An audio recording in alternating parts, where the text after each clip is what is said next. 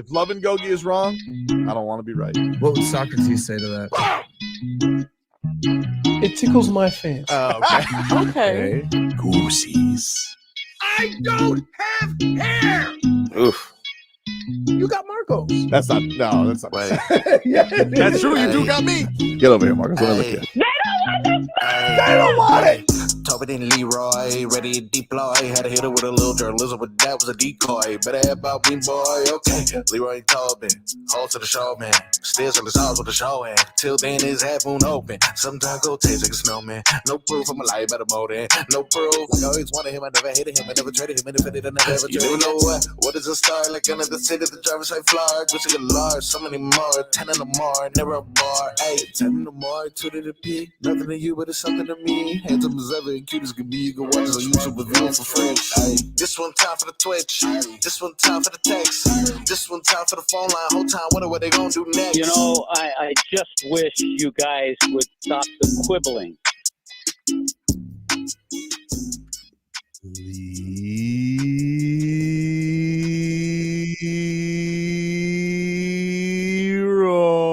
Leroy. You ain't got to call my name.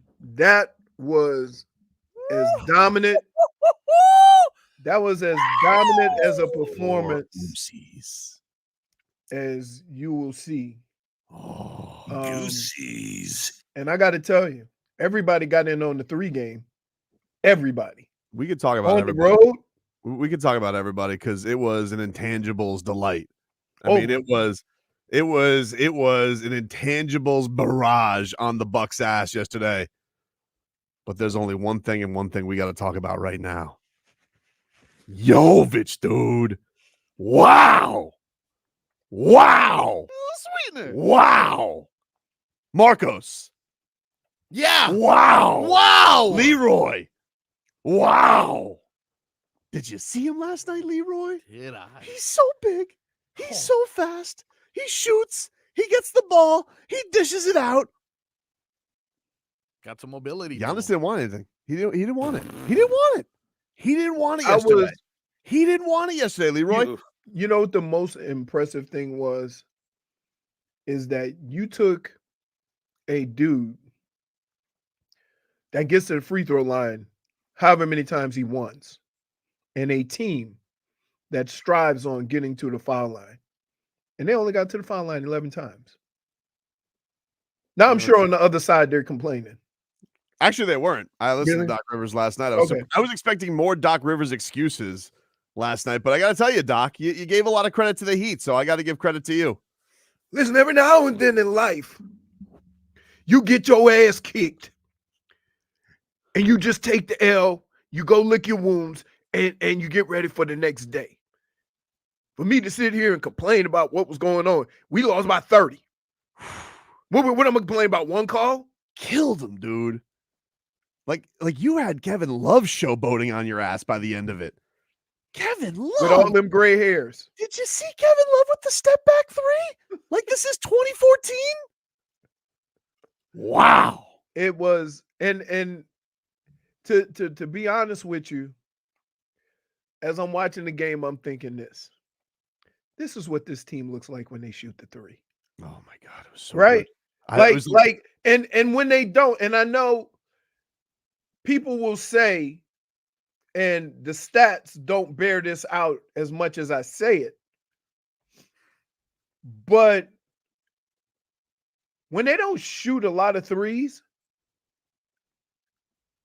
the game looks muddy. Oh, it's like a rock fight. And last night, and now you got a bunch of guys who aren't. And here's the thing. Here's the perfect description of last night's game. You didn't have a lot of guys on the floor that played in the paint. Most of them were perimeter players that shot the ball, moved the ball around, got the ball in the bam. Everybody had a definitive role. And sometimes when Jimmy, Bam, and Tyler are in the game together, it gets too muddled in the paint. man. And so because those guys weren't looking to get to the rim and they were creating shots other ways, it almost spaced the floor out even more. Yeah, well, it was a delight to watch yesterday. And Duncan Robinson, my guy. I mean, Wow. like Oh my goodness. what they have what this man has evolved into this year. Just this guy is an animal. He Was first he of all, yelling at Jay Crowder? oh, he was yelling at Jay He was Crowder. yelling at He was Jay yelling at Jay Crowder. Former He was teammates? chirping because you want to know something? Wow. Jay Crowder doesn't know this Duncan Robinson. It's a new Okay, one. he doesn't know this. He thinks, oh, that's Duncan Robinson. That's not this Duncan Robinson anymore. Okay, this is a grizzled, tough veteran Duncan Robinson who's had his skills ridiculed, has had his minutes taken away, had it all there and all taken away like that. You can't scare this man. You can't shake this man anymore. It's not possible. You know what that sounds like? Hmm? That sounds like what we call in the professional game development. No, it's different than development. No, it's different not. than No, it's this not. isn't- No. I'm telling you, Leroy, this is not just about him being able to get to the rim, which is beautiful, and That's development. that's development. Yeah, he's added tricks. It's a mindset. He I'm telling you, evolved, dude. this man came into the playoffs last year with an FU mentality after everything that he had been through with Tyler Hero going down, and he came in with a different mindset, and it is only carried over because these people try and punk him, and you can't punk dunks. It's not possible. And you're telling me that has nothing to do with maturing as a professional. But it's I'm telling you what it is. It's not just If about you- if- maturity. If you want to play and sustain a career, you have to evolve and mature and not let people push you around and go out there and do your job and do your thing, right? He's always been talented. Nobody's questioned that. But the questions come in where, oh, we just gonna go and push dunks around, like you said. But the mature aspect of it, where you learn how to defend yourself and you learn how to handle yourself and you learn how to play the game within the game. That's maturity in a professional sport. You can call it what you want. Like, you don't hear a weak guy doesn't just get up one morning and be tough. No, it hasn't. But it was. But what I'm telling you, but it was seasons of taking his role away. This guy went from a starter on a finals team to DNP coach's decision. oh, okay, and that's how you mature as an athlete. This is where you go from a show dog to a wolf. They Oh. take you from the pampered lifestyle. I and love they having throw these you in the woods. conversations with you. I bless your heart. What do you mean? Bless your heart. What was that supposed to mean? I don't like your. What are you trying to say? But what I'm trying to say is this, Hmm? okay? All the same things you seeing in Duncan Robinson, as far as the toughness and the chippiness and whatever, okay? Go look at that man's career. It's always been there, okay? But his development as a professional has allowed that aspect of him to come out, okay? You don't things like that. You don't think always there's anything mental? sure. There's nothing mental there. Sure. What are we Of course, quibbling over? of course it is. But here's the deal. You're making it sound like he got up one day and said, I'm not going to be pushed around anymore. And you don't just develop that. I didn't say like a Okay. genie came there. I think that it happened over a lot of mental probably strife back and forth of having yourself become this guy out of nowhere who gets a $90 million contract, and then your coach decides, nah, I don't really need you anymore. And Okay, then but again, that's always been in him.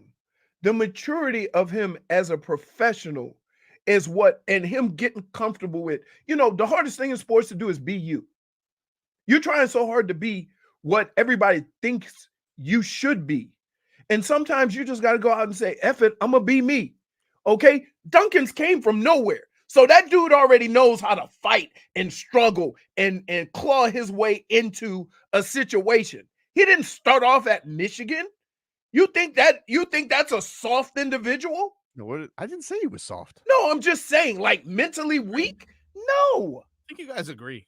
I think we are This agreeing. is very No, I strange. feel like we're arguing and we're agreeing. I just don't. But you would say, I'm not buying the thing that he got No, up in the morning and said, "Oh, I'm gonna be tough." Leroy, you watch every one of these Heat games. You remember what Duncan Robinson when he would miss a couple shots? Did anybody wear it worse than him on his face? Of course. Do you not see him now just like jawing at dudes? Yes, but again, Grizzled. That comes with maturing as a professional. I agree. He has matured. That's not at no point in time did you get up and say, I'm not going to be this guy anymore. In fact, it probably bothered him so much because he wasn't that guy, right? Because he had fought and clawed throughout his whole career as a collegiate athlete. And early on in his career, he goes, what the hell is happening? I actually heard. You know what? I'm going to go out and just do me. I actually heard that the podcast is coming back, but they're rebranding it. It's going to be called From the Long Shot. They've changed the title to Go Bleep Yourself. Whoa! That's the new podcast name, dude. Available on the Odyssey app. This guy evolved. Yeah, his producer is Schmeeth and Schmolnick. Okay, perfect. Good. I look forward to it. Yeah. I look forward to it. It was just Duncan Robinson every week getting on his podcast and telling people to go bleep themselves. No guess. No guess. It's actually only a 3-minute podcast every single week. Yeah. This week's star is Jaylen Brown in the Bucks. Oh, perfect. Tobin, I can tell you this for a fact. There's never been a mentally weak or physically weak or a guy who wasn't very determined that got to the next level and all of a sudden changed all that. It's always been in him, right? And that's the point that this is not a thing that you just develop. And so I get why everybody thinks, oh, this is different Duncan Robinson. That you see, okay? But that dude, from where he came from, is part of the reason why the Heat were attracted to him. No, I agree with that. Right? And so that's always been there. Now, the hardest thing in sports is to go through those situations and circumstances that he probably has never had to go through in his career. And so from that standpoint, fighting through that, yeah, that's difficult. But you always have to have had that fight in you. If you don't have it in you, we can think of 1,000 athletes that look like Tarzan and play like Jane because they were mentally weak. We see it in every sport. The first time it gets difficult, they fold up. Okay? And you know what example I can come up with? Ryan Leaf, who was supposed to be. Leave me alone, will ya? Right. There you go. There you go.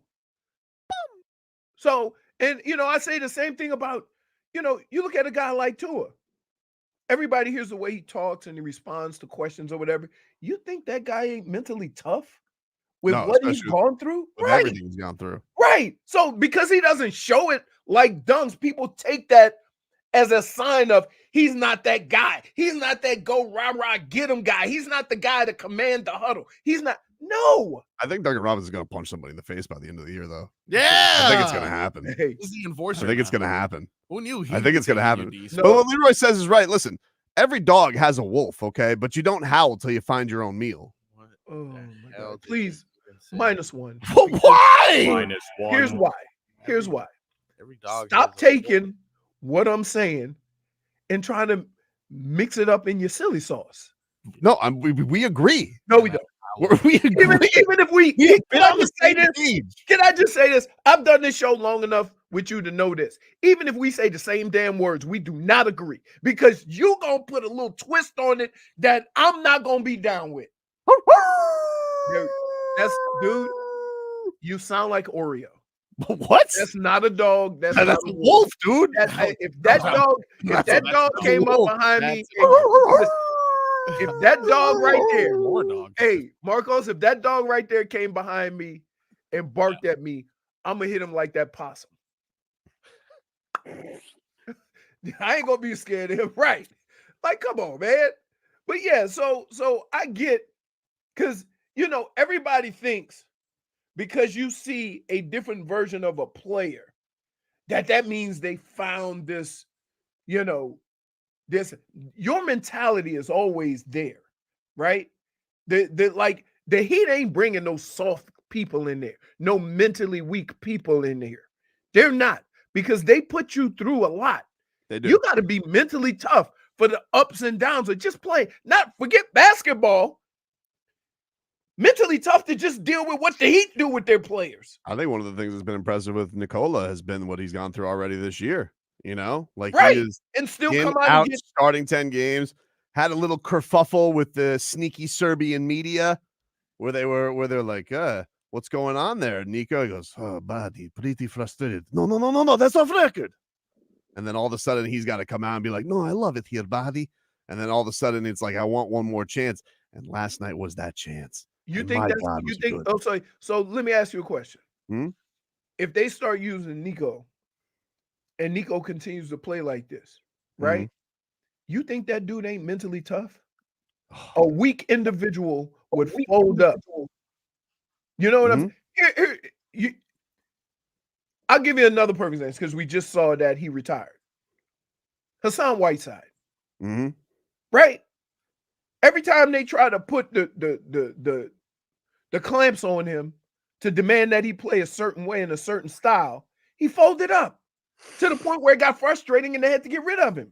Yeah, he's an interesting story too, though, because I mean, listen, you can't teach 7-1 and some of the physicality that he had, but like he played in mother bleeping Lebanon, and came back. I think that was a kid, but I do think there's a little bit of what I do think there's difference in how some guys think it's all about opportunity, which is, to be fair, sometimes, and how much it is not realizing you're in a great situation and that harbors why you've gotten to where you are too. And so I think that I do think Hassan's a fascinating one, because I think if Hassan would have gone a little bit more with, hey, this isn't all just me arriving to the Heat and making the Heat a thing. Like, it's also the Heat helping me. They're trying to help me on this journey. Then it would have gone smoother. But that's the mental aspect of it. Sure. Right? The mental aspect of it is, look at how so many guys have come through here, right? And gone from starting 5 games to sitting on a bench and coach's decision did not play and stuff like that. And then the next time they called upon, they go out and ball out, right? There's a different type of mentality that's required to, and the reason why I appreciate that, because I played for a guy, you could have 30 carries one week and 5 the next week. Oh my God. And it was like, but you had, and here's the kicker. Not only didn't you have 30 carries the following week, but all of a sudden you was on more of the special teams. Right? Yeah. So you like, I appreciate and understand that mental aspect of it. Like, you already have certain things in you. Dunks is already tough, right? That dude is tough, but getting into the NBA, being around Jimmy and Bam and Tyler and guys that, came into the league in different circumstances, sometimes you get a little overwhelmed, right? It happens. You see undrafted guys, right? Look at Brock Purdy, right? Think of the attitude of him coming into the league and hoping that he make a team to now starting and leading the team to the Super Bowl, right? You got to be mentally tough for that. So under no circumstances am I ever going to say. Don't do that. He also said Tua was mentally tough. Don't look at me like that. Hey, he said the same thing about those guys. Listen to the way you only heard Brock Purdy. Woo! Under no circumstances am I ever going to allow anybody to say this guy got up and just became tough, right? Like, that's crazy. You can't. I could give you to the end of time, right? You only gonna be you. You can't all of a sudden say I'm gonna be tough like him, right? Life doesn't work like that. So yeah, I'm like, that's what we disagree about. We disagree about Dunks getting up in the morning and saying I'm gonna all of a sudden be tougher than I've ever been. I don't think it, but there is he's just got a swagger to him, dude. Like, that's all I'm saying. There's a different level. What? It's maybe it's a level of confidence. I think like you say, I'm gonna go out and be me. But the person that's noticeably different. He wasn't always that. But the person but that takes time. I told you, you're in a situation. Guess what? Remember when Chris Bosh and D Wade and LeBron and they had to beg Chris Bosh to shoot when the dude just left being a star on a team? Like, yes, That happens. Or It LeBron don't not mean posting that up to Chris Bosh Barea. wasn't tough. So yeah, I get you. You can see it with a lot of players sometimes. I think we agree. No, we don't. I think we No, agree. we don't. Because you I don't think think we're he saying just different got things. he just think he just got up in the morning and took a tough pill.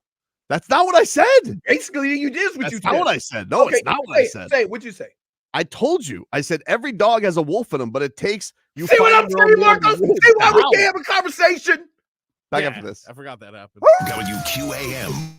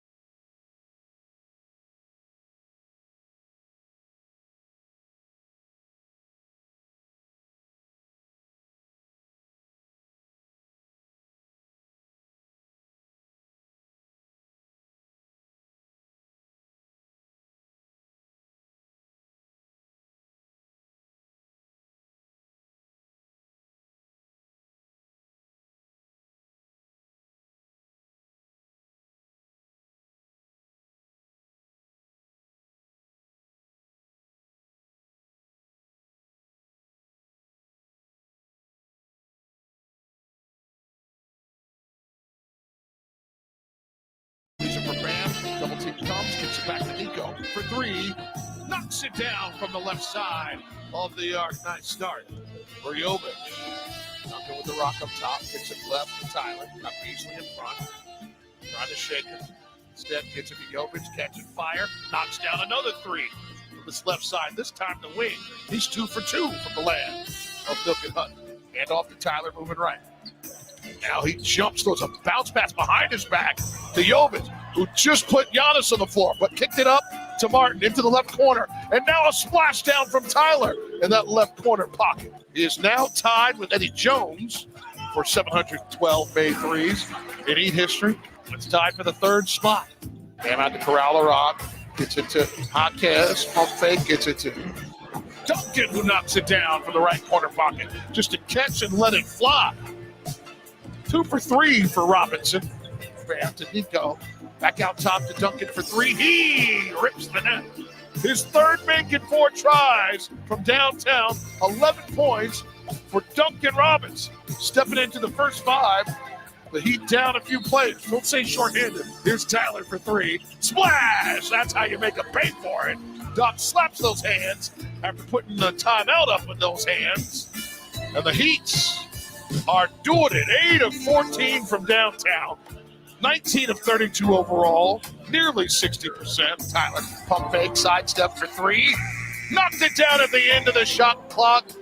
Connaughton did everything he could on the flyby, but Tyler was wise, poised. Daddy Hero courtside flipping out the 3 fingers for his boy. Yeah, we've got it 1, 2, 3. Tyler 3 for 3 from the edges. He has 11 now as well. Bam with it up top. Hand off to Duncan. He'll drive. Beasley on his left hip. Pauses at the bottom of the circle. Gets his man back out to Duncan. He's free for 3. Splash! 4 Miami Heat starters in double figures, including 14 from Duncan. Duncan pumping now the drive. Snaps it across to Nico. Wide open for 3. Splash from the left corner pocket. Jovic now 5 money balls in 7 tries.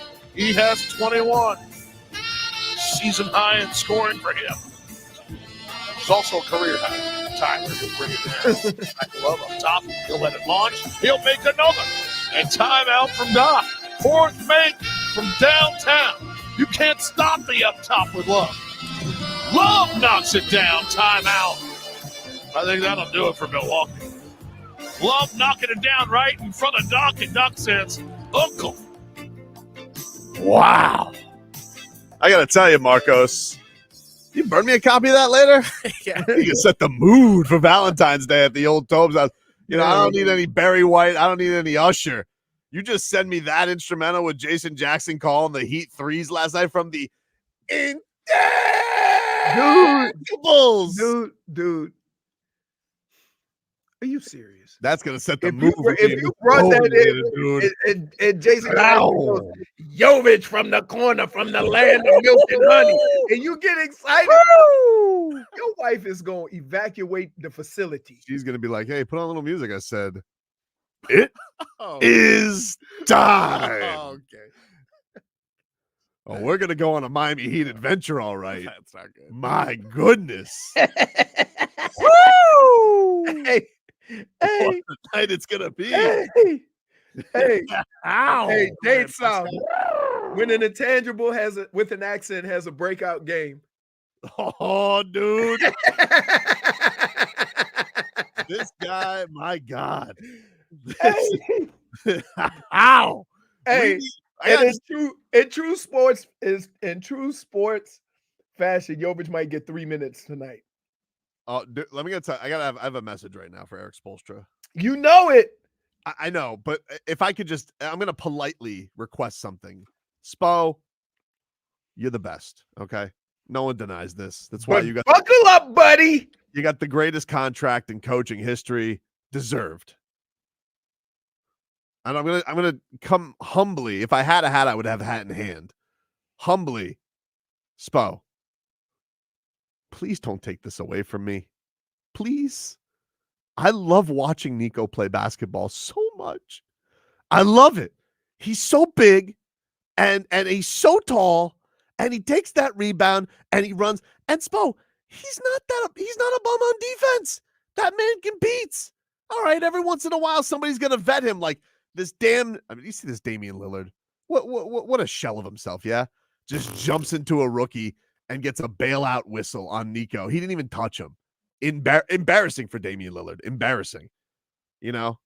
But please, Eric, Spo, Coach, please, Spo. Don't take Nico away from us anymore, dude. Whenever Jimmy comes back, okay, you keep that power forward spot and you give that right to number 5, okay? You get Nico and Bam together, they could take over the world, baby. They could take over the world, Leroy. Like Pinky and the Brain. Which one's Please don't. Pinky?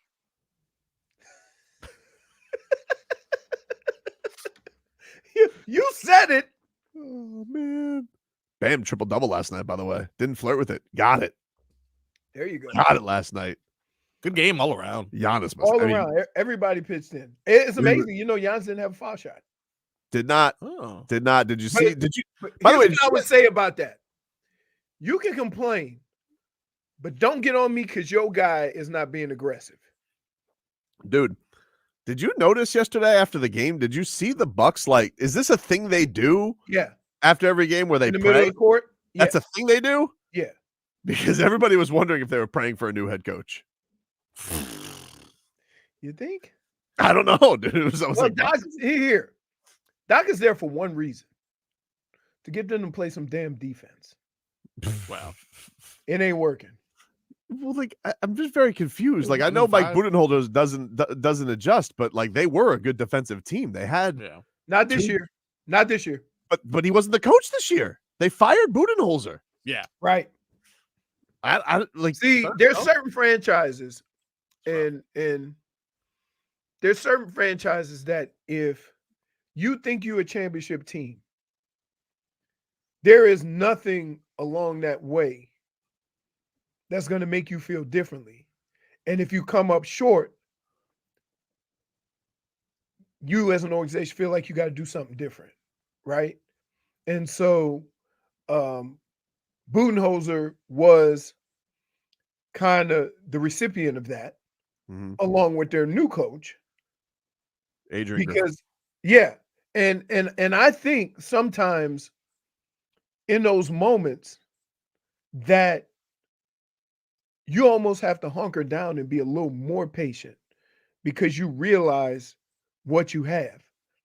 It's very weird and odd that you have a team that at the time had 30 wins It's very at this weird. point in the season, and you fired the coach. Yeah, it's very weird. Right? It's It's a weird, and so this becomes an indictment not of Giannis or the star players on that team. This becomes an indictment of the organization, right? Because this is what you have in your history. You fired the coach that won your championship. You fired the replacement midway through or almost midway through the season, and he was second in the conference. Yeah. Right? Like, you can go to all the players or the coaches or the scheme or whatever, but at the end of the day, that reflects what they're doing in management. Because think about this. That would be the equivalent to Stephen Ross coming down. The Dolphins are 9-2, right? And fires McDaniel. And fire McDaniel because I'm not feeling it on defense, right? Like it's crazy. It's crazy. And so, like, we're sitting here looking at, well, what happened? Anytime you have a different voice, it's going to take time to get acclimated to that voice, to go back and forth or whatever. Now, the thing that I'll say is they did replace him with a guy who is usually loved by the players. Yeah, he's they were mentioning this yesterday because I guess I think he was talking about it. It's like he's never done this before. He's never come in the middle of a season. Right. He's decorated. I think a little overrated, but I get why you get a guy like Doc Rivers. And this is, he said, I mean, he did give you on the front end. I wouldn't wish this on anybody, which is it's a laughable comment, but now I guess you kind of get it why he's thinking this is not easy to just drop in the middle of the sky and fix all their issues. But, look, the bums won't talk about it. We got plenty more to talk about. But first, one thing that is always positive, Leroy, is a little Kozar coffee. You got the swag on right now. That is right. You Kozar see my coffee. swag. I got swag. It was a little chilly out, so I decided to warm myself up with some coffee and a sweatshirt. So here's all you need to know about Bernie. I've known Bernie for a very long time, and this guy has been one of the most positive people in my life. And this is just like never. Everything is a positive attitude. So when he started having problems, and he's had over 40 surgeries and heard concussions, we had a conversation. He said, listen, man, I got to stop just putting this crap in my body. So what he did was started creating wellness products, and has finally released Kozar coffee, an organic coffee that's infused with vitamin D, which most of us don't have enough of, and resveratrol, which is nature's miracle antioxidant and anti-inflammatory. This combination of ingredients is exclusive to Kozar coffee and is the perfect way to start your own journey to a healthier life. If you go to kozarcoffee.com, you can not only get coffee, but apparel. And the apparel can be found, and we have an exclusive discount for our listeners for the apparel. Just use code Leroy. Go there, check them out. I got a nice orange shirt, and I have this sweatshirt. It's really good stuff. And as Bernie always says, you deserve to be healthy because you matter. This hour of Tobin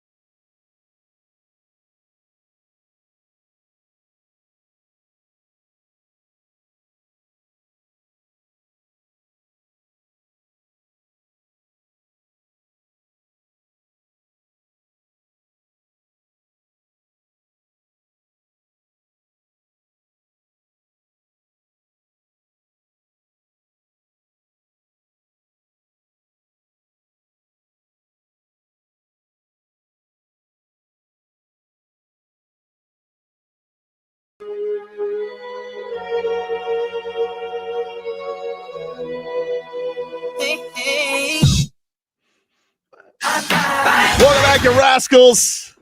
Oh, look at Leroy going. He's got the bye dance. That was the Bucks last night in the fourth quarter. Bye. When you bring in Thenesis, you know it's over, dude. Oh, that's the white flag. That's the white flag right there, dude. You know what's hilarious? Hmm? Your ups and downs with this team. What do you mean? You know exactly. I've been up, dude. I was up. I first of all, they've been playing very good since the 7-game losing streak. They're Yes. I'm not Tobin. Stop it. But You know damn well what I mean. No, dude. Listen, I am Marcos, up. I am up. Always positive. Always positive. Always positive. And let me just say something. What a disgusting disgrace ESPN is. Okay, because the bums won't talk about it. Okay. Do you know what kind of numbskull you have to be to fall for their nonsense today? Where they put, what is it? It's a Wednesday after the Super Bowl. We don't have football to talk about anymore. Let's talk about a LeBron trade to the Warriors that almost happened. How about this? You guys gave all these flowers to the Bucks for beating the Nuggets. Why don't we talk about the Heat whooping the holy hell out of the Bucks? Why don't you talk about the Serbian Terminator a little bit on First Take, huh? Where's those flowers? Okay, it is Valentine's Day. I'm not saying you got to do a whole feature on it, but to talk about this hocus pocus nonsense, LeBron was almost a Warrior. Daryl Morey inquired about LeBron. Hey. It didn't happen. Who cares? They beat the Pistons last night. Why don't we talk about the Miami Heat still owning Giannis Antetokounmpo? But the bums won't talk about it. So that's fine. You know, I'm looking at, listen, I'm on my way down today. I'm stuck on the Golden Glades. My God, Leroy, the Golden Glades today. Where are all these people coming from? Yeah, Can I just ask you something? Yeah. Where are all these people coming from? You know what the scariest thing in the world is? You driving in traffic and you look to your left or right, and there's somebody either doing makeup or this. Dude, I'm like, crazy. What is wrong with you people? And today, the Glades was backed up to Hard Rock Stadium. That's how far back it was today. And then there's a new thing going on with coming to the studio. What is with all this local traffic around here? Right here, Is there Because they're construction doing the construction by the roads on North Miami Avenue or whatever. It was. I'm just confused. Yeah, it's a lot. Anyway, so I'm like, let me turn on. Let's see what the Lowe Post has to say about the Heat Bucks, because their topic was Bucks. And wouldn't you know it, it's convenient. This coward Zach Lowe. I recorded this podcast after the Bucks beat the Nuggets. Did you, Zachy Poo? Didn't decide to wait up until 9 o'clock last night to see the Heat throttle the Bucks? Wouldn't that have changed the conversation? All right, let's see what Lil Willie's got to say. When did you record it? After the Bucks beat the Nuggets. Okay. So let me get this straight. On a back-to-back, you just thought there was no chance that the Bucks were going to lose to the Heat. Well, you think that's what they thought? I don't know what they were thinking. I don't know. That's interesting. The bums won't talk about it. They just want to bury their head in the sand like a bunch of ostriches. What if they recorded every night on Tuesday? I don't know. But they what are you doing, dude? As a host, if I'm not a professional broadcaster or anything, but if I notice, hey, I want to talk about the Bucks this week on the podcast. What's their schedule? They play Monday and Tuesday. Hold up. You've never had to record tapped out and then a fight got changed because you did it earlier in the week than you normally would? It has happened, but it's okay. I tell you one that really pissed me off, actually. Okay, well, I'm just saying, you just fell into the same boat. They couldn't wait until Friday to record it. See, my thing was an unfortunate injury, okay? They didn't want to talk about it. They don't want to talk about it. They want to just so that's why they did it on Tuesday. They want to act like it's all peaches. In an 82-game season. I don't even know why I'm defending these guys. I don't want to defend them. But it just sounds crazy that you're mad that they recorded on Tuesday. They had a game on Wednesday. It's 82 games. And you want to know something? Even if they did want to talk, they would have said, Middleton was out. They would have ignored you. Like when you listen to a Heat national broadcast, you're making a lot of assumptions. I'm not making assumptions. I'm doing this over scientific research of years as a Heat fan. Scientific research. The national media disrespects us. And let me just say something. Let me ask you, when you tuned in to Heat and Celtics this weekend, Marcos, how many times did they mention Jimmy Butler wasn't playing? Because I would say it was once, maybe. Yeah, maybe when they were talking about starting lineup. Maybe. Like, even Richard Jefferson was like, well, this is tainted because Rozier got hurt. Didn't even mention Jimmy Butler was out. Hey, Ridiculous, dude. question. Can you just take the great win and keep it moving?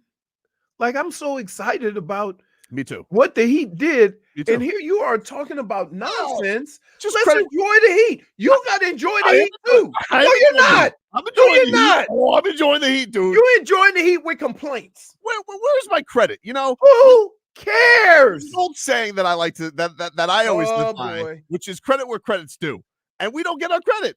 We don't get our Thank credit. you. Where's my credit? Because let me tell you something about the Bucks, dude. You want to know something about the Bucks? No, I Tell don't. me. The Marcos. Heat beat them. Yeah. That's all I need to know about the Bucks. Marcos. Yeah. You want to know something about the Bucks? Let me think about it. Of course. Leroy. Come You want to know something on. about the Bucks? Come on, Leroy. Hell no. He's got info. J-Fig. I know all I need to know about the Bucks. The Heat beat them last night. J-Fig. Keep it moving. You want to know something about the Bucks? Can't wait. She'll tell us. J-Fig? She'll tell us it's No. See? Wow, cranky. Was this because why? Because it's not 12 yet? Like, what? Why didn't you want to know something about the Okay, Bucks? that's We're asking her to participate in the show before No. 12. I'm not asking you. She doesn't have to get on camera. I was just asking for a yes or no. She's like immediately. She said no. Well, Still no. mad at the dartboard.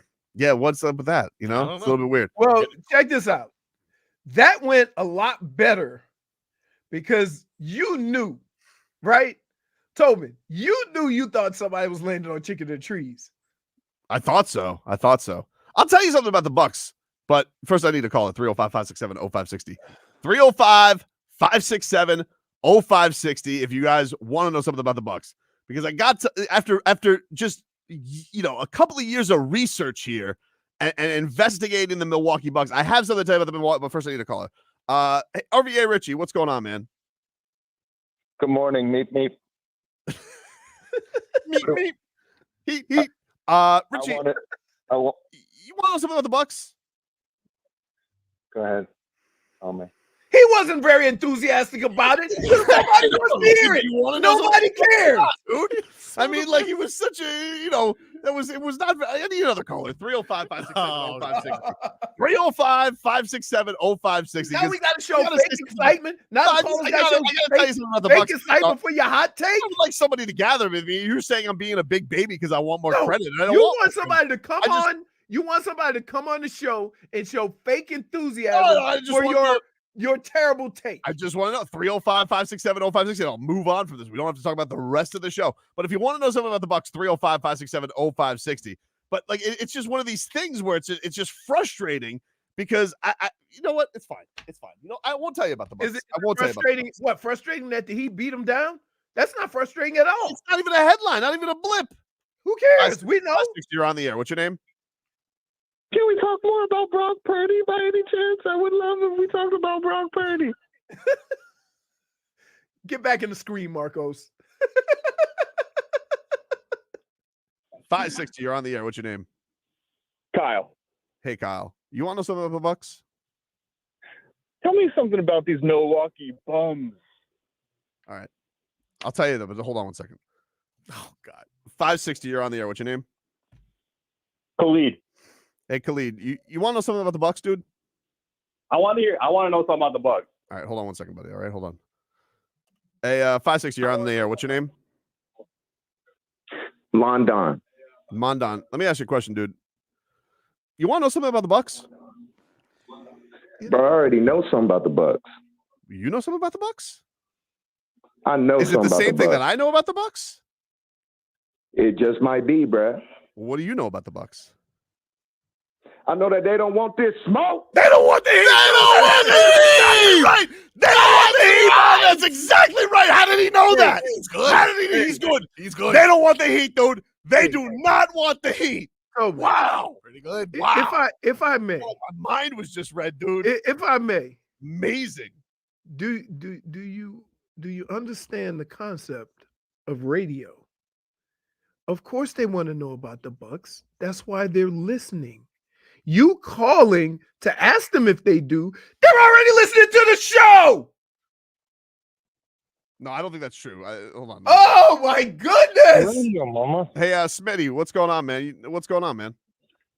How you guys doing? How you doing? Hey, did you ever find out about the tickets or no? Dude, I've been looking all over for him.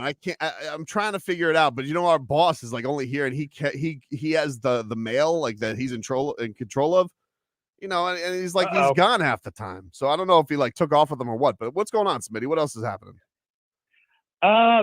Quick thing with the Heat. Two things. One, I kept saying the Heat play better.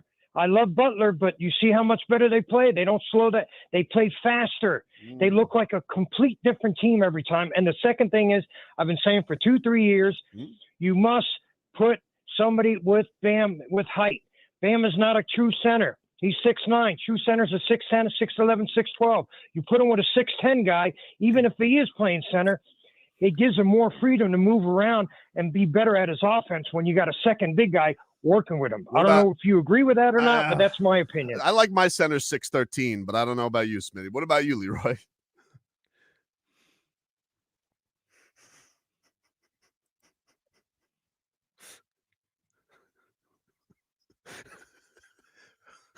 Okay, wordsmith. You've always been 100% accurate with your takes.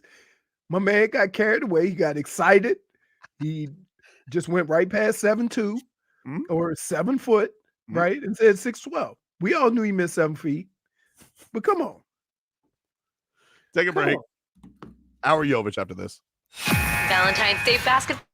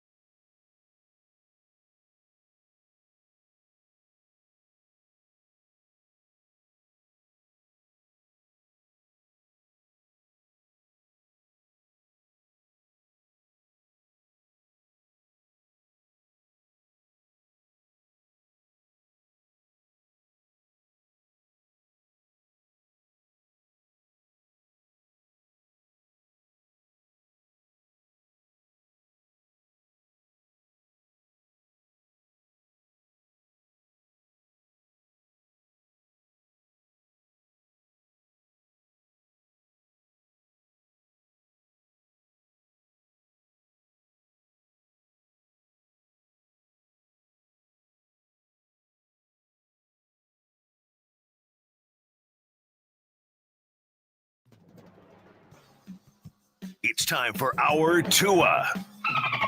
It's our Tua. It's our Tua. It's our Tua. Tua, Tua, Tua. Tonga Valoa. Not Tua Tagovailoa. A for effort. Dolphins quarterback. Tua. It's our Tua. It's our Tua. Tua. Tua, Tua, Tua. Tua, Tua, Tua. Can go to hell. Tua Tagovailoa. Dolphins quarterback. Daddy loves you guys. Our Tua with Tobin and Leroy. Check the history of food.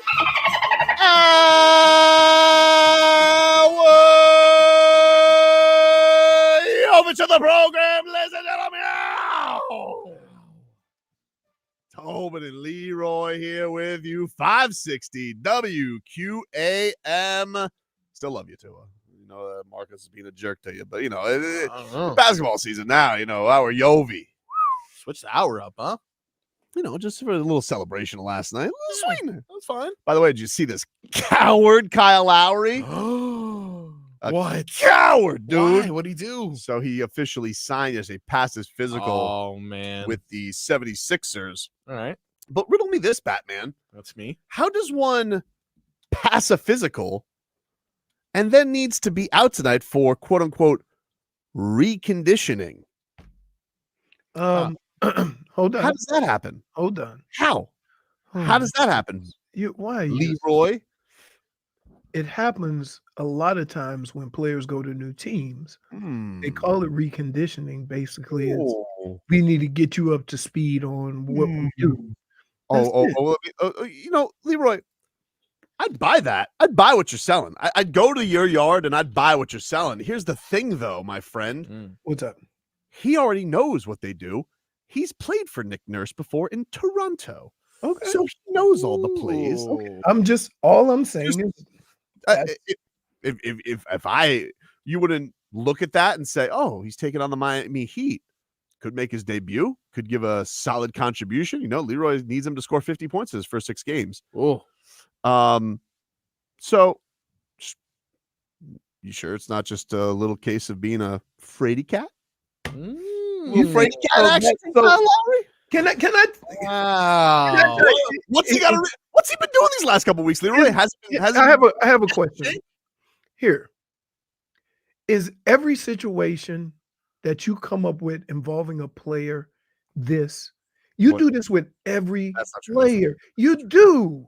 What do I do? Who do I do with it? What am I doing, first of all? You used to do it with LeBron. Now you're doing it with Kyle Lowry. Like you wouldn't at bare minimum. Wait. Let me ask you. You think Kyle Lowry decided this or 76ers did? Oh, I think Kyle Lowry did. So he went to a new team and he decided, I'm not playing tonight. What does he need reconditioning for? That's just what they call it. I didn't think he say I'm not playing tonight. I think he just looked at the schedule because he's a very savvy guy and he didn't want to. He didn't want to get embarrassed by Nikola Jović, and so he looks at it and he goes, So you think he's been playing in the league for that long and he's scared to play against players? I think people like you think he's been playing in the league what 16 years? A long time. And you think he's afraid to play against a certain player? Evidence would suggest so. All right. Go ahead. Reconditioning. Do you? What's he been doing? Shouldn't he have been conditioning this whole time? He knew he was going to be on the Sixers. I've known he's going to be on the Sixers for 2 weeks. It's just Lowry. called. It doesn't necessarily mean he needs to get in shape. What does it mean? Reconditioning. That's just the title they put on it. So should they just put parentheses fraidy cat? Ooh, sure. That's what you would put. That is what I would put. It's more honest. It is more honest. Where are you? Oh, you're gonna wait till after the All-Star break. What, to get in more golf? Let's see how it is, Low Dog. How it is, dude. He was watching playoff football. He's probably not golfing in Philly. No, there's nothing to do in Philly but complain and look at the Rocky statue. Batman Adebayo says there's only one game left for the All-Star break. No point in just playing, just rest up. What's he been doing the last 2 weeks? No, please. Who said that? Bam Adebayo. God forbid we should make sense on this show. No. That's certainly what somebody with 2 weeks off needs. God forbid we should use logic. More weeks God off. forbid we should. Right. Take your time, Kyle. Take your time. Not like he was shooting when he was over here. Don't know what he's tired from. Headlines brought to you by the new Palmetto Ford Truck Supercenter. Why buy your truck at a car store? Palmetto. We know trucks. You guys want to hear some trivia from Duncan Robinson? I love trivia. Yeah, me too. So Heat admin had asked Duncan Robinson a question, and Duncan was interrupted when asked about this trivia. Here it was. Who do you think is the greatest sports athlete ever? My brother, Nico, is the greatest sports athlete of all time. Wow! Wow. That's good. Good endorsement. That is a good endorsement. Well, Nico kind of gave himself an endorsement. He did give Yeah, it. he did. You know what I like? That's confidence. Jimmy Butler would do that. That's confidence. That is what Jimmy Butler would do. Yeah. How about that? Who knew? Duncan Robinson, good accent. Oh, yeah, right? I was He confused for a kind of second. nailed it. Yeah, he played with Goran too. Yeah, true. He could blast his Slovenian. Brate. Robinson each. Hey, there you go. That's all you need. I'm so proud of you, Nico. Oh, look who's come around. I knew that you could do this whole time, Yeah. but there's no love like tough love. Yeah, I bet. So I'm very proud. You've now passed Jaime in the hierarchy of Miami Heat. Ooh. You know, So you you've already moved him ahead of Jaime. You should be playing in Rising Stars game, Nico. That's your Okay. spot. You are a perfect example of prisoner of the moment. What? What do you mean, dude? So Nico played one game. Oh, but And what a you- game. Hold on. Let me get this straight. Nico played one game, balled out, and you moved him above your Jaquez. I didn't do anything. His mother did. Oh, okay. Blaming Babushka. I need to, That's what you're doing now, dude. Just so proud. is it 12 yet? I need to hit the whiskey. Oh, wow. It's a little, what was that thing called? Muckety muck. Muckety muck, dude. Yeah. That's how the Bucks played last night. Yuckity Buckety yuck. Bucks. Ooh, the Buckety Bucks were yuckety yuck, as if they were on Muckety Buck. I'm just so proud of my Nico. Goes out there. He goes against Giannis, who's like, oh, failure, not a thing. Okay. Wrong. Failure, very real thing in Serbia. In fact, you fail. Guess what? We're going to call you out, even the ones you love. Okay. But not the Greeks. What do they do? Oh, my brother, he gets to play fourth quarter. Oh, okay. Your own mother will call you out in Serbia. You're creating beef between nations. Man, what a Great. game last night, dude. Yeah. I called it the greatest night of my life last night on Twitter. Okay. Karan All right. Butler liked that tweet. No one in your family saw this tweet, right? Because They don't have Twitter. Okay, good. Well, I mean, they don't check my Twitter. Perfect. You Good. know, my wife tweets, but Yeah. she doesn't like look at my own. She doesn't care about sports. Day before Valentine's Day, and Nico. Well, I mean, you know, I would say Valentine's Day. This was our first date was on Valentine's Day at a Chili's in Oh. Aventura.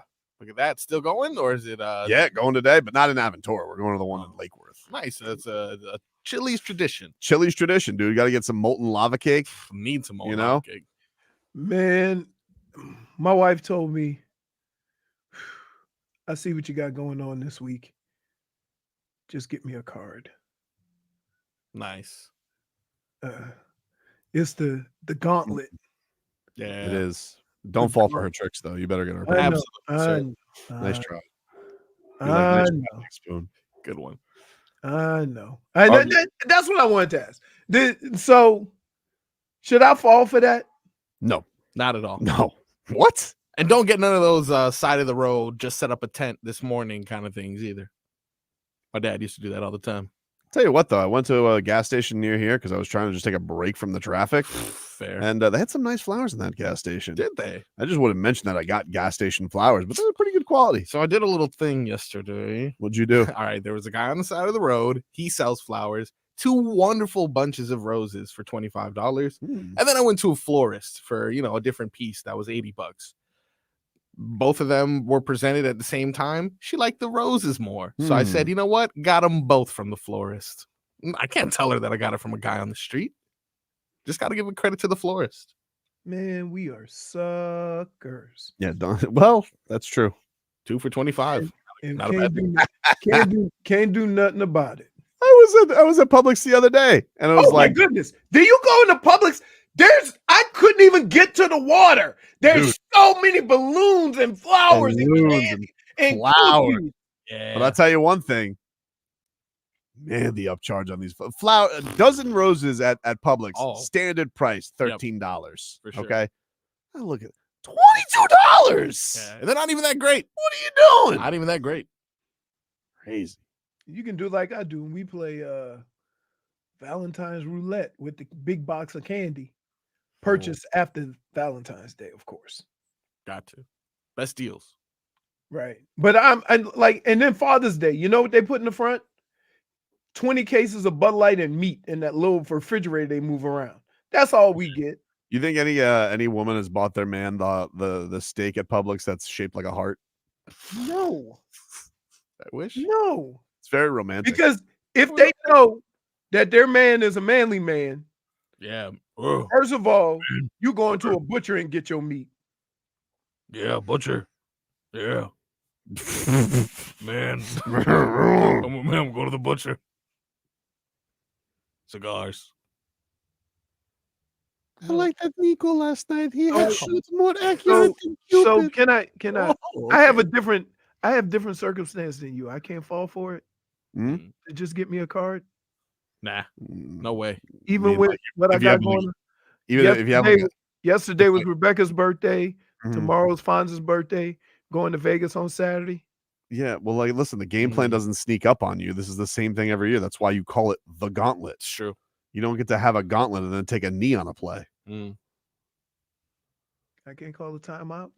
I saved one. You can't pull a Cristobal. All right, don't do that. Yeah, all right.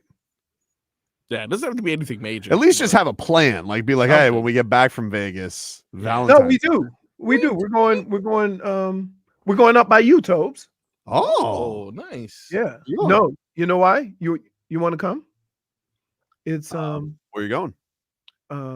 I'll send the name of the place, but it's where I got my liquor.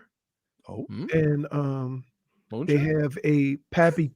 It's a dinner, like a 5-course meal, and you get to taste pappy all the different years. So it's Is that moonshine? No, instead of a wine tasting, it's a whiskey tasting. Yeah, that's kind of cool. Where is that? It's in no, it's right off of what's the first exit after the first the exit right after the first toll up north, Lake Worth. Oh, that is okay. That's literally well, I shouldn't say where I live, but Yeah, whatever. I've given out my phone number before. You get it. Yeah. So yeah, I'll let you know. Oh man. All right, we'll take a quick break. Back with more shenanigans after this.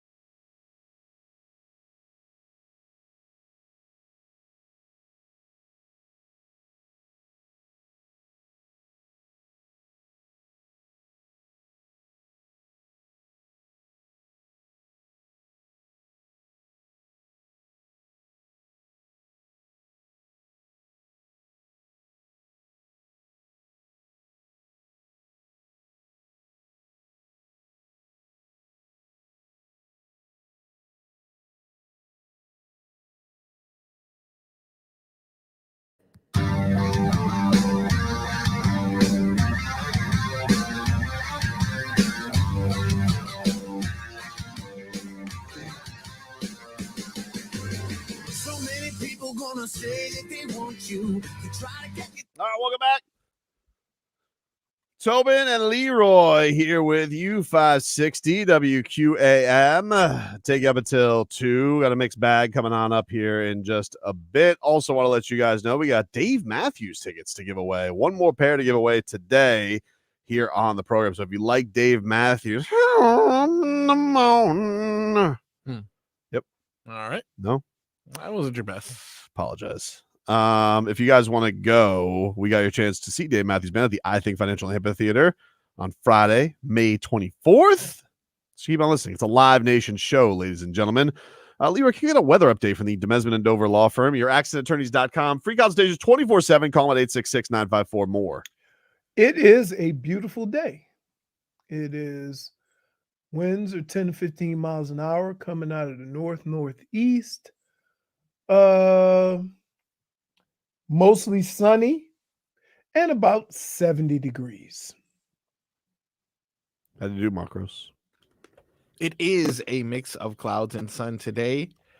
I do have it listed here at 79, though. Has it gotten hotter? Yeah. It was chilly. It was chilly this morning. It was indeed. Last night, as I was up at 2:40 in the morning with a completely awake baby for some reason, it was like 59 degrees. So it drops in the middle of the night and then warms up pretty quickly. We got lows of 65 on the horizon. Was baby Tadpole just so fired up about Nikola Jović last night? That's that exactly. What happened? He's like, did you see that performance? I was like, Understood. That's crazy performance. Let's hear a little bit from Nico. This was him on Bally Sports Heat yesterday in the winner's circle with Eric Reed and John Crotty. How good did it feel, A, to start, and B, to play as well as you played? I mean, it felt great. You know, I started in, I think, 10, 12 game stretch this season. And, you know, I was locked in all year. You know, I'm working out good and I'm staying ready. You know, today was the day that I started again. And coach wanted us to win and wanted us to be, you know, precisely what we were going to do. And that's what we did. Gameplay was great. You know, everybody was sharing the ball. And like coach says always, you know, the karma, you know, we were sharing the ball. We was playing great defense and it went great. Nico, it looked like the pace of the game really helped you guys too. You played a little faster, which is more Milwaukee style, but it got you guys into your flow from an offensive perspective. Six different guys in double figures. Ball was popping and moving around. You had great spacing. Did that pace kind of help you guys get started? Yeah, it helped for sure, especially because, like I said, during the game plan, we knew there was another great defensive transition team, and you know we was ready to run. That's what coach wanted. That's what we did. We set the tone at the start, and everything went great. By the way, this is only the third time this year the Bucks have been held under 100 points. The defense was sensational. But, Nico, I want to get back to your situation. You'd started 10 straight games. Then in the next 10, you didn't play in 7 of those 10 games, yet you came in the night and right from the start started making threes, rebounding, advancing. You played with a lot of confidence tonight. How'd you keep yourself so physically and mentally sharp and ready? I mean, just work, and that's what this team does great is making sure that we was always ready when our name got called. You know, we're ready, and that's what I did today. Just want to talk about your defense too, Nico. Looks like you got matched up multiple times on Giannis Antetokounmpo.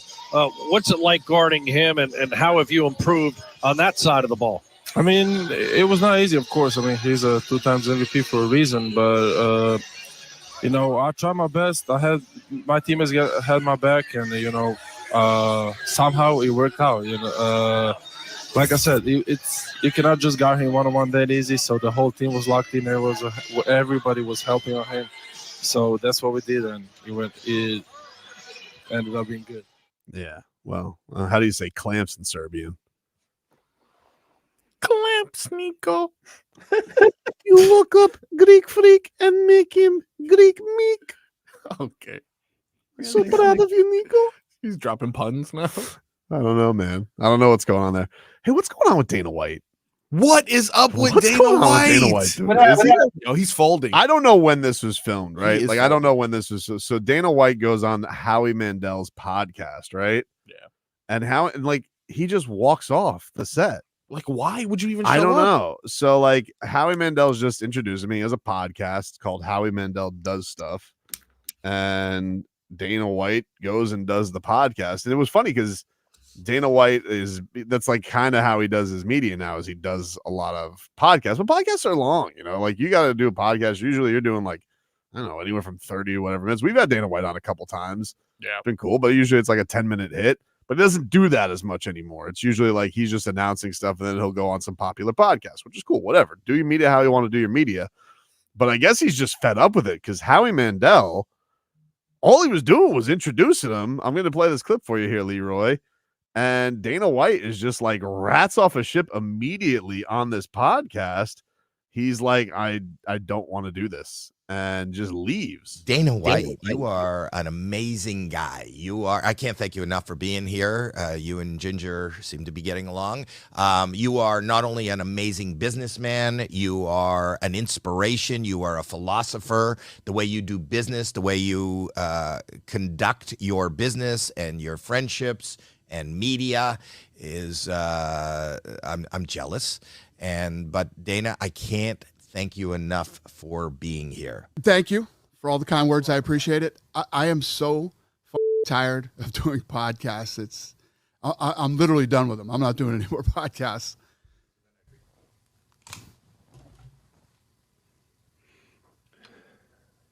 Can I tell you what I think happened? Everyone just stay there. Wow. So look, I don't know if this is a bit or whatever. No. Can I tell you what happened? Go watching the rest of the podcast, but what do you think happened here, Leroy? What's going on with Dana White? That Dana sat down and he said to Howie, let's just get to it, right? I want to get through this. I'm going to do it, but let's get to it.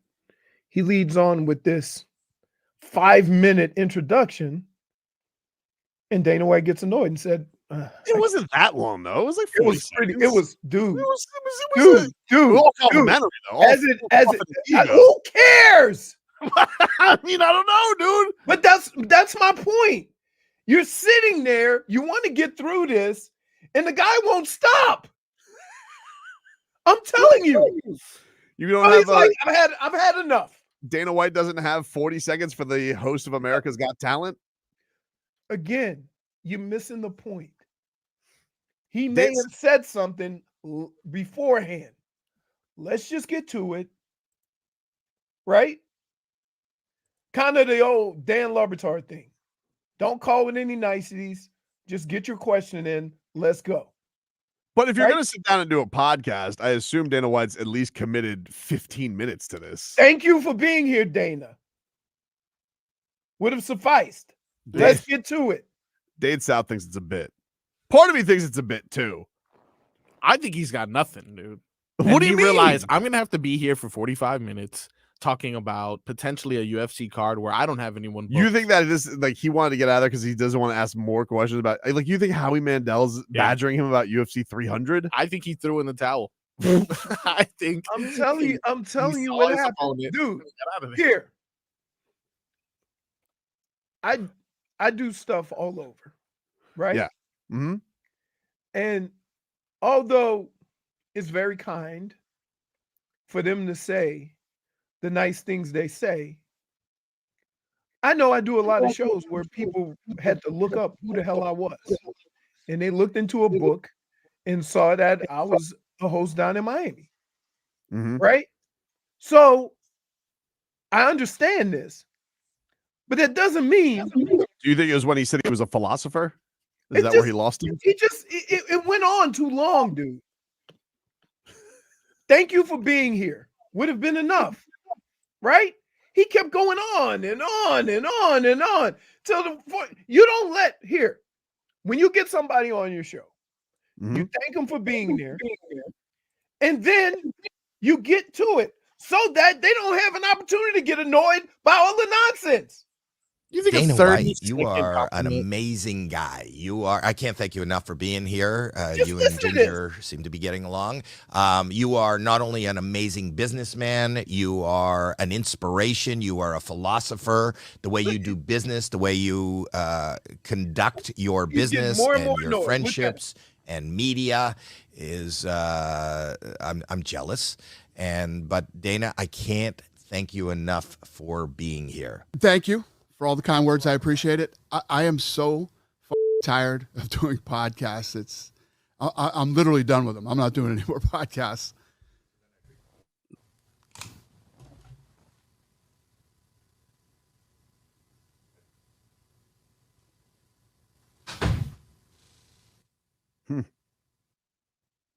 I like the loud door closed. Yeah, but just to confirm that he left the room.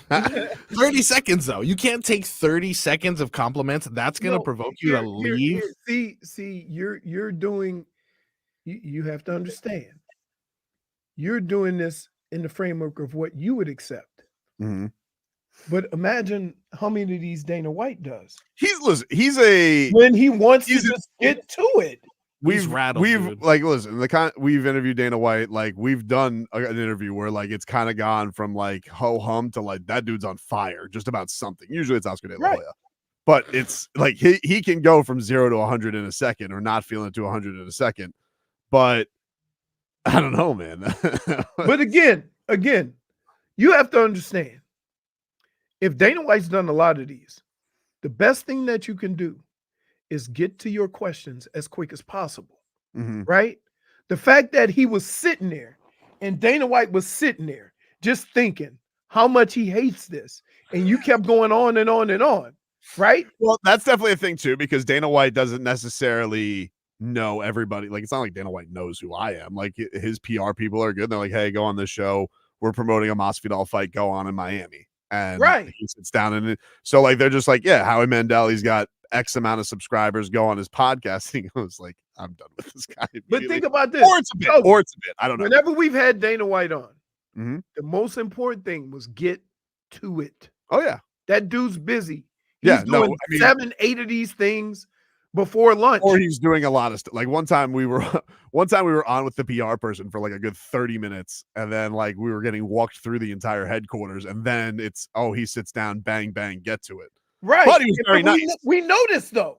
But he was very nice. He did he did show us his award. But I get that. But here's the kicker. We got to questions within 10 seconds. Right? I mean, you had this guy sitting. Imagine if we had gone on and on and on and on about the various fights and stuff like that before he had a chance to talk. He said to us too, I can't do this. Right? Like, no, man. Part of me still thinks it's a bit though.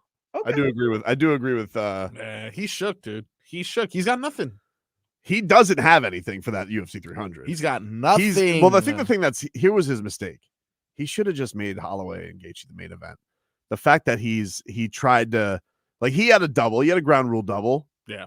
He was trying to hit a grand slam, and now he's going to be left with giving us Leon versus Bilal, which is fine. It's a nice fight, but it's not a UFC 300. Blah, blah, blah, blah, you know? Is there anything he can do now? Because you essentially know what the headlining fight is going to be. No. Is there anything he can do to like outclass 299? Nope. Fireworks? Nope. Dragons? You could have me versus the Golden Glades. Okay.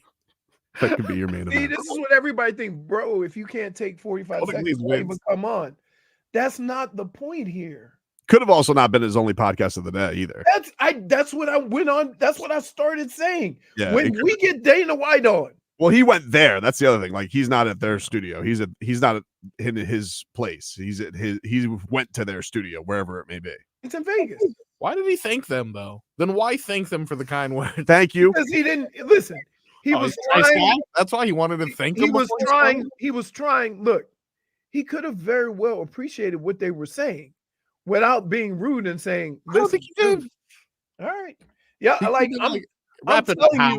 I'm telling you right now, the worst thing is when you have a few of these to do and you get on there and they carry on for a minute or so, right? Mm-hmm.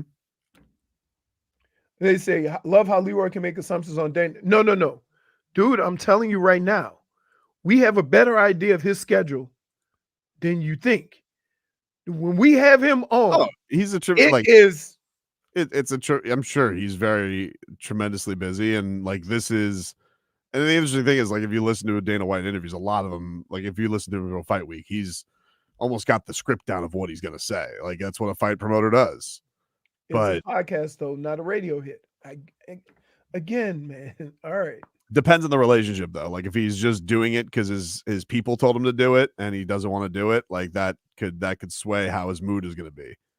Right. So, And keep in mind, you don't know what the conversation was before this started.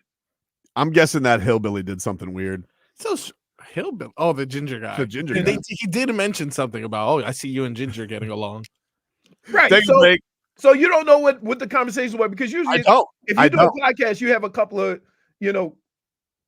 conversation. You have a little bit of a conversation before. Why we always gotta have a talk with Frog Boy before we have guests on, like make sure he doesn't upset. This happened Like, one listen, time. Please don't mention mobility. This happened one time. Take a break. Mixed bag next.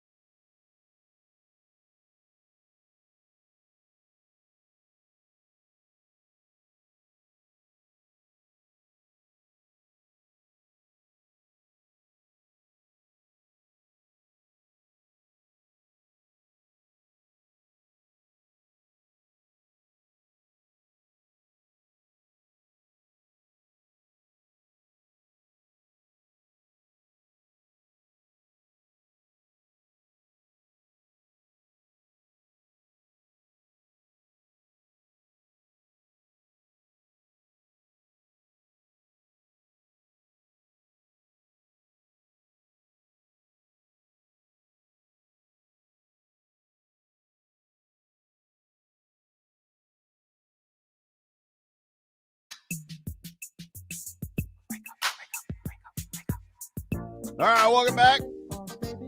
Tobin and Leroy here with you. Happy Valentine's Day, everybody out there.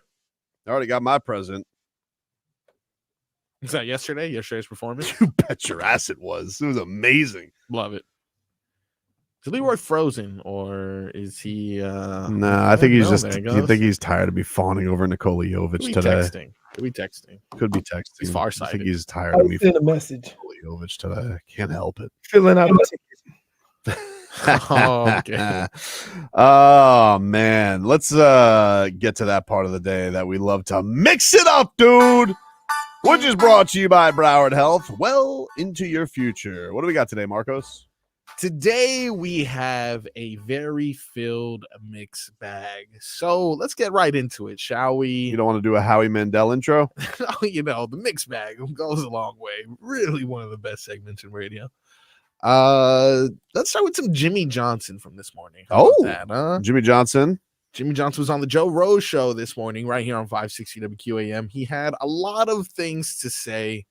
I'm sure we'll hear a lot from the former Dolphins head coach. One in particular that I wanted to play here is about Bill Belichick, actually.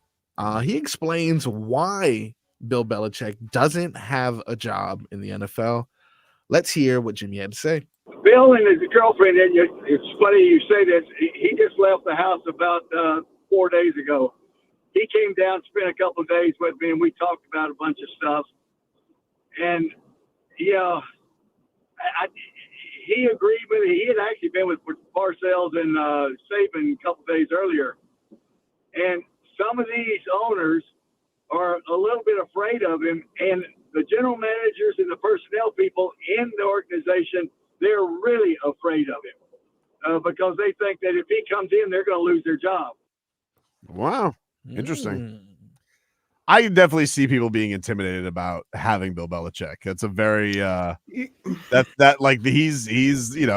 a very intimidating thing to have. He's not like he's got all those rings, and that like that guy wants to get a turnaround. The GMs like tough nuggets, dude. I don't know what to tell you when Bill Belichick. Can I just say this? If you're an organization and you're afraid of that, then you're saying you can do a better job than him. Or is your goal just to keep your job?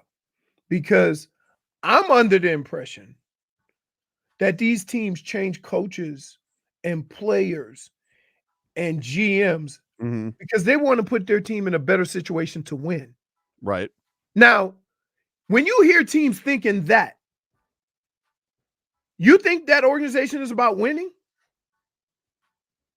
Because if you think Bill Belichick can put you in a better chance to win, and that's what it's about, then you deal with it. Right? It is not like some organizations, it's going to feel different because you haven't been there yet. So for everybody to say, oh no, he's too intimidating, and I want to keep my job. Are you really about winning? If I'm a fan of that organization, I'm upset that your priority isn't winning. Your priority is keeping your job. Think about that. What else you got in the mixed bag, Marcos? I think I know why Dana White was so angry. Why is that? He's just reminded this weekend through all the nonsense and hoopla going on with the Super Bowl that his UFC 300 is ruined in part to an injury to this man. Jon Jones. Took his turn at a comedy club this weekend, and needless to say, wasn't on his best behavior. I want a good white joke. Like I want a white guy to give me the. How did you actually stumble upon this place? So you just blackout drunk? Well, my kitty over here was just the resource of everything. That's awesome. Are you sure this is alcohol or is it?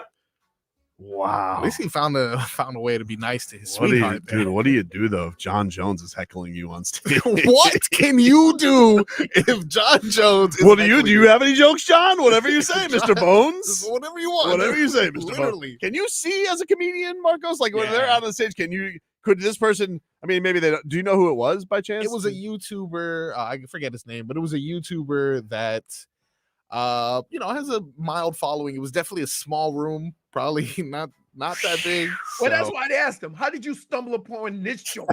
Yeah, Right? exactly. It's 8 Very people. Because where was this? Do you know? Because I know he was in Australia recently. Man, you think this was in Australia? I don't know if it was. I don't know. Like, you never know when the stuff is recorded or Yeah, happened, but yeah. I know he was recently in Australia. That's that's bad, dude. It was a Los Angeles comedy club, and there was a YouTube star, Deaf Noodles. How could you do that to Deaf Noodles? Deaf Noodles, Yeah, huh? dude. I Yes. mean, Jon Jones was thinking, I'm going to create death by making his body like a noodle. What's crazy? He says, the comedian begins his set and says, "You're a little drunk, I assume." To which Jon Jones replies, "Poquito." So great. Listen, Jon Jones likes to party. Listen, This is what we know. Even as a security guard, what are you? What do you do? What do you? But here's the deal. Knowing that, you don't even suggest it's got to be something else. You see what I'm saying? You asking for it, right? It's a You bad ask spot. with all he's been through. Oh And yeah. then you even suggested. The dude one You time lucky he wasn't sober. the guy one time got handcuffed and then headbutt the hood of a police car. Like, you're not gonna do anything. Yeah, that was rough. That was rough for the comedian. And by the way, now he's a heavyweight. Yeah. So now it's like 260 and that disorderly. Dangerous, dude. Dangerous. Got time for one more? Yeah, one more. All right, cool. Let's get back into some beef. Draymond Green Oh, had something to say about old Nurkic and Kevin Durant. Just to go questioning my character, I thought was whack. But like guys are making a habit out of that. Him and Kevin questioned my character before, as if you go question somebody's character about a basketball game as if this not real life, as if that don't affect people's pockets. Like, I think all of it was really cowardly, if you want my honest opinion. Yeah, I did what I did. I take my stuff on the chin. We spoke about that. I still stand on that. I meant every word I said about it. But if you want to know the truth about that, I think all of it was cowardly. I think, you start going to question somebody's character in front of the whole world, it's whack. So I think they all whack, both of them. Wow. All right, though, dude. But here's the thing: we cannot act like this is your first rodeo. Here's the thing: of things. The repeat offender always wants you to treat Right. each situation separately, whereas everything he said about what happened in that situation could have been accurate. But we have all this history of all the things that you've done. And that comes into play because of what you did. Here's my problem with him. You cannot be as habitual line stepping as Draymond Green is and then get mad if you feel like some people cross the line with their words. Right. Because that's what I'm saying. Your number one thing is you cross the line all the time with your actions. Right. Like, I'm sorry. It's like, oh, okay, your feelings got hurt. You thought it was all right. Well, maybe not put people in the sleeper hold when when they don't see you coming. Right. Look, again, the problem is not that what he was saying about the most recent incident wasn't accurate. The problem is we have all this history with him and all the various acts of aggression, and most recently trying to choke the life out of somebody. And we have that, and we bring that to the table when talking about this situation. You can't be offended that everybody's not treating this as an isolated event. The man Superman punched his teammate into a wall. Right. Like, and the team got rid of the player that got punched. Why are you guys bringing up old stuff? I'm working on myself. Yes, so's Jordan Poole in Washington. Punched him into irrelevance. Take a break. Back after this. The #1 sports edge.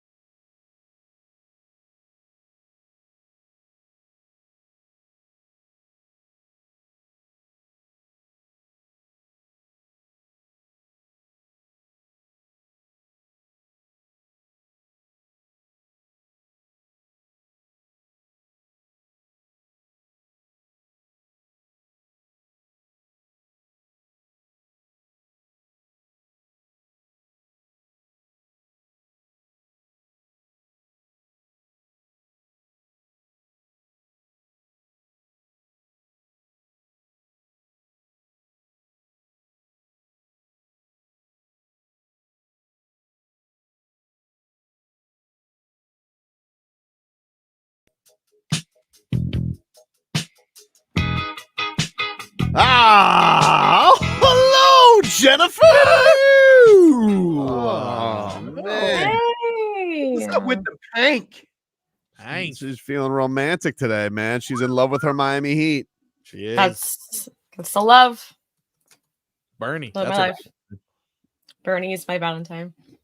Let's get to some another thing that fills our heart with love, and that is the Florida Panthers, which is Cat Talk is brought to us by our friends over at Celsius. Hockey fans, don't sit this one out. When it's game time, make Celsius a part of your play and get that energy up. Game day is fueled by Celsius Essential Energy Drinks, the official energy drink of your Florida Panthers. I'm not going to crack open this Celsius today, but not because I don't love Celsius. Nice. Had too much? Well, I've loaded this thing up today with iced Cafe Bustelo. Okay. Which is, I took 3 K-cups at a 4-ounce cup and shot them into this sucker, put some ice in it, and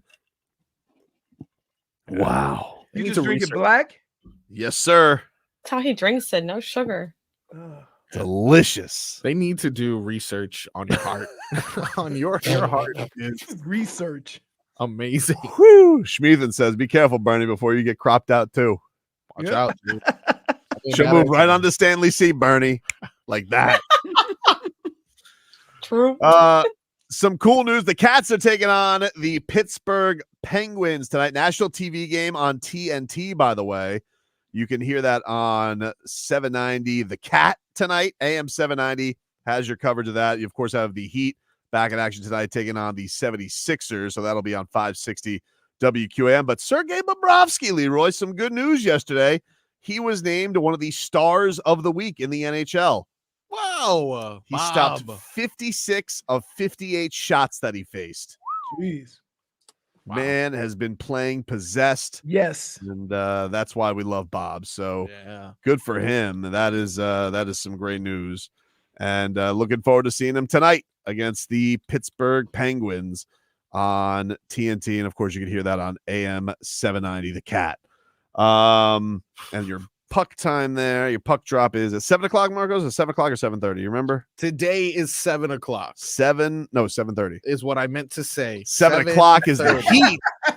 That is what I meant. 7:30 is your puck drop from the Igloo. So who's switching stations? That's actually good. Do we have 3 tonight?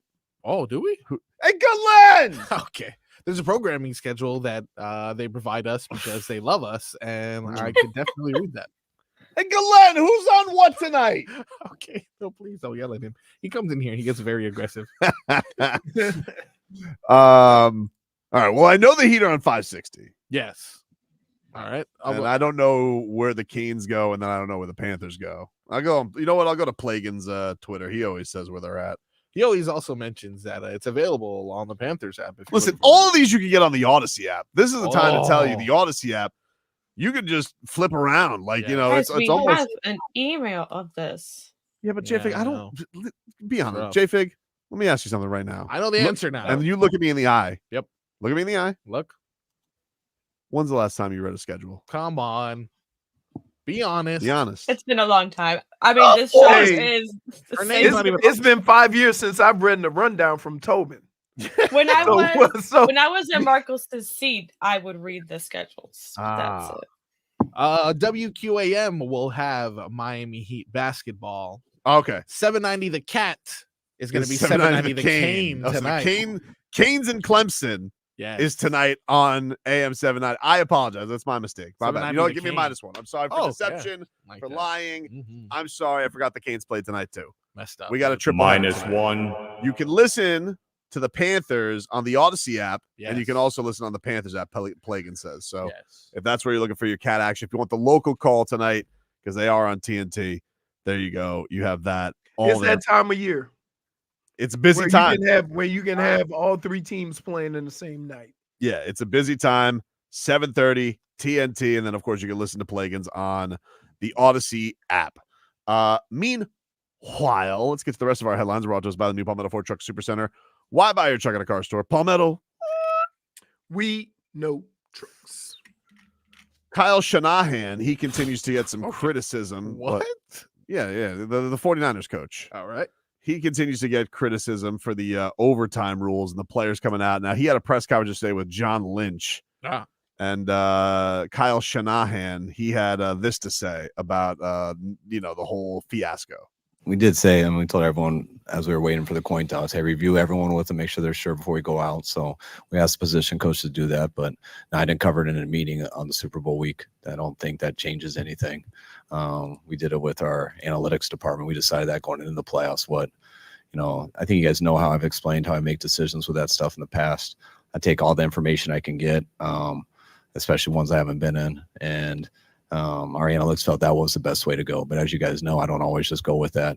I take into account what they say, what they think is right, and then I go off my gut in the heat of battle. And I knew what they felt going into it. And when I think about that during the moments I have to make the decision, I think the type of game it did match what they felt was the best way to do. It did seem more like a field goal game. And our defense had been out there for a real long time right before that. So I didn't feel at all to override that at the time. Man, it's a lot of words for saying I bleeped up. Hey, Glenn is here.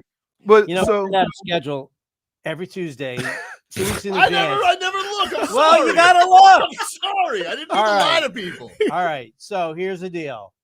So tonight, the Panthers are not on 790 The Cat. No. They're on FM 96.5 HD2. All right. The Canes are on AM 790. All right. The Canes. The Canes. And the Heat are on here, WQAM. There you go. That's right. All right. We got go, Glenn. it's all on the Odyssey app. Read it correct. All right. So Panthers are on WQAM 3. Oh. Canes are on WQAM 2, and Heat are on the main app. There you go. Look at All right. that. Schedule. Sorry. I'm So not angry, going dude. to do that. He gets angry. First of all, they do send it. You should send out the schedule like a week in advance, 2 weeks in advance. Wait. So I'm supposed to put that in my back Hold on. pocket? Hold on. First of all, -1. Me? Because you acting as if he would have sent it a week ago, you would have looked at it. -1. And that's a damn lie, too. For deception. You just started off the conversation with saying, I never look at these things. And then said, if you would have sent it more recent, I would have looked at it. -1. Oh, we send out the schedule every 2 weeks. Like, -1. Okay. Can't even keep up. When you guys aren't around, he hits me. Allegedly. Allegedly. Yeah. So Kyle Shanahan, a lot of words for. So here's the deal. Stuff, dude. Can I explain this? Yeah. And what he was explaining. So basically, he said this seemed to be a field goal type of game, right? Wasn't a whole lot of touchdowns being scored. So he thought of it this way: we kick a field goal, they go down and kick a field goal, then we have a chance to go kick a field goal and win. That's how he thought it was going to play out. Probably. Right. Okay. Now, if it was a score like 38-40 or something like that, then you definitely do it the other way. But his thinking behind it wasn't off. It just didn't work out because San Francisco went down and scored. And at no point in time did he even consider that because he was looking at how the game had been played to that point. Yeah, but he also didn't consider that Andy Reid's onions where he was going to go for 2 no matter what. No. Get that man a wheelbarrow. His hypothetical onions were huge. Oh, huge, dude. Boy, I oughta. I was given the chance, dude. His stones. His stones. Guy's got boulders. Leroy, you look like you're very over today. Because I'm having a hard time believing you can give hypothetical stones, hypothetical onions. There is no such thing. That's what they are. There is no such thing. We only have 2 options here. And you've decided to call Patrick Mahomes and Andy Reid liars. And I'm just going to give them their hypothetical stones. And here's what I would say. I would say it's easy to say what you would do in that situation when that situation never presents itself. So you're always going to come out and say, I'm going to be tough, right? I'm going to do this. I'm going to do that, right? There has been, I'm going to say this again, only one situation that we've seen this year when we can unequivocally say that there was a man who did do that, and that was Dan Campbell against the Dallas Cowboys. Okay? Yeah. So he has too much stones. So if anybody's going to bring that same scenario to me and say I would have did the same thing when it only happened once in all of football, I'm going to call them liars. Wow. Because you've never been in that situation and I can't just say and go with it. So I'm not going to roll out the hypothetical stones for people who've never had to be in that situation. Simple as that. You can say I'm calling them a liar. You can say I'm calling them whatever. I'm just saying it's easy to be a tough guy when you ain't never been in this situation. I don't have to say you're calling him a liar. You just said you're calling him a liar. Yeah, because I don't believe him. Take a break. Back after this. This hour.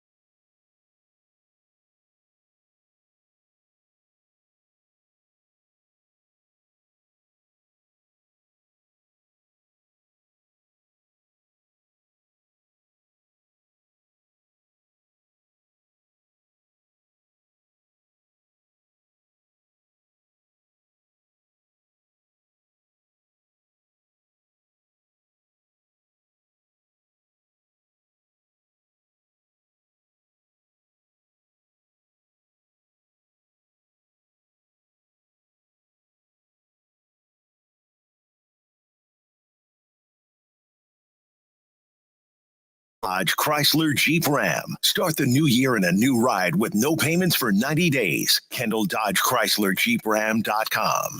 Do you view this season as a failure? Oh my God. Okay, because I'm not that up. You asked me the same question last year, Eric. Okay. Do you get the promotion every year on your job? No, right? So every year you work is a failure. Yes or no? No. Every year you work towards something, towards a goal, right? Which is to get a promotion, to be able to take care of your family, to be able, provide the house for them or take care of your parents. You work towards a goal. It's not a failure. It's steps to success. There's always steps to it. Michael Jordan played 15 years, won 6 championships. The other 9 years was a failure? That's what you're telling me. I'm asking you a question. Yes or no? Okay, exactly. So why are you asking me that question? Giannis has it. 8 seconds to go. Heat up 2. Runs right into Jimmy. Flops. Gets to the middle. Back out to Allen. 2, 1. He didn't get that shot off. The Miami Heat advance to the second round. They are just the 6th, 8th seed to defeat a number 1 seed in the 76 years of the National Basketball Association in New York. Here we come. Yeah, I don't know. I'll probably let him tell the story because I had a different variation of it, and he looked at me dead in the eye.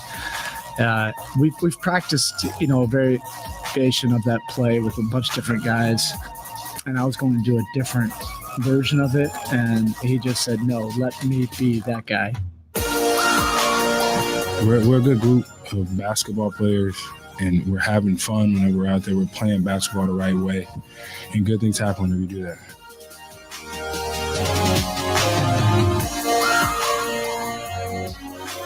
Don't worry, Giannis, dude. Not a failure last night. Not a failure, Giannis. Just another step to success. Yet another. Just yet another step of the Heat successfully taking a step towards kicking your ass. Because they do a lot of that. But gather around, do whatever you got to do there afterwards with Thenesis, and maybe things will come together for you. Doc Rivers thinks things are going to come together for you, Listen, it's not a short trip. This trip is a long one. We're not going to get there in a week or two. But we're advancing. We gradually getting to our destination. At times, we're going to hit some bumps on the road, but we're going to stay on course. Doc, are you frustrated that the Miami Heat seem to have found another stud in Nikola Jović? We got 2 studs. That's it. That's it? Oh, okay. Do you think Joe Cronin last night, he just happens to see, just wondering, you think he happens to watch last night? Because remember, Joe Cronin told himself, he looked at himself in the mirror. It was written by Woj, and it was said, don't settle. Don't settle.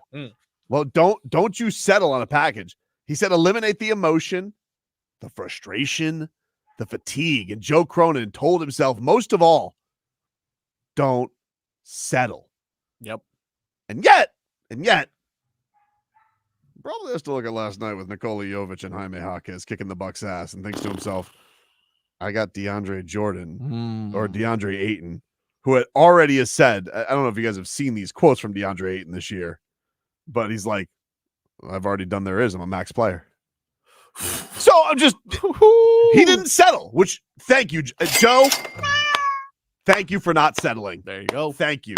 So because last night, because you didn't settle, I got to watch the Serbian Terminator just embarrass the Bucks. My question would be to Joe Cronin is, you have all these picks in the upcoming years. You think your ass gonna be around for all that? Because, hey, in the words of Vlad, Y'all keep losing like this, them streets gonna need a body. Streets need a body. Listen, Joe Cronin's got a better chance of interning for Crazy Andy in a couple of years than running the Portland Trailblazers. But that's and that's the thing that I appreciate about Pat. He almost handles, these situations like he ain't gonna be here to see it through. And he been doing that since he been here, right? That we ain't got a 5-year plan. And a lot of these organizations and these GMs go and sell this to their owner, and in 2 years their ass get fired because you've been losing so bad for so long. It happened remember the process in Philadelphia? Right. So I'm always wondering, these organizations that try to go and reboot and get a bunch of picks and add some young players and be on that 5-year program, at what point is that owner going to say, I've had enough of this? Oh, it's got to be soon, you would think. Right.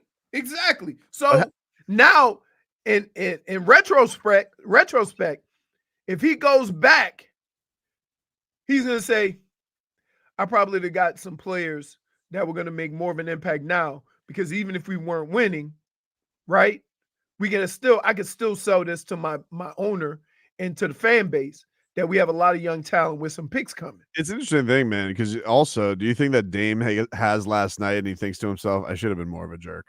Because he's in this situation, right? You do this all the time. What do you mean? Right? Like, it has to be in you. Like, Dame, I know, but other people do it. Dame can't be, what's his name, man? That's in Harden. He can't be James Harden. I know. It's well, not his makeup. I know it's not his makeup, but do you think he has an quiet moment? He's like, I wish that was my makeup so I could be where I want instead of being in Milwaukee. I'm sure a lot of people think that, because you know what? They say, I'm going to be who I am and try to handle it a certain way. And here's what I've learned in life. The jackass is the one that always seems to get his way. So while people say, why aren't you nicer in this situation? It's the jackass that they want to take care of and get them out of their hair, right? It's always, you go into a restaurant, you go into a store. It's the loud person they try to accommodate quickly. It's not the person sitting there having a conversation. They will run all over you. Of course. It's the person in there acting like a jackass. So it's their fault as much as it is the person that gets what they want, that you allow this to happen. Because if you were this way with everybody, we wouldn't have this problem. Take a quick break. Get to our favorite Wednesday game. Rats of a sheep. That's next. Previously. Tobin and Leroy. DeAndre Ayton!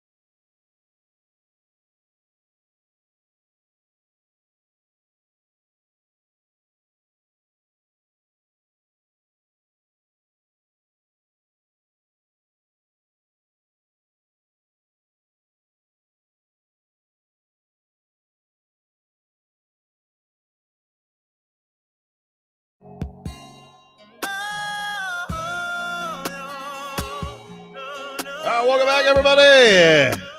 Getting sexy with you here on a Valentine's Day.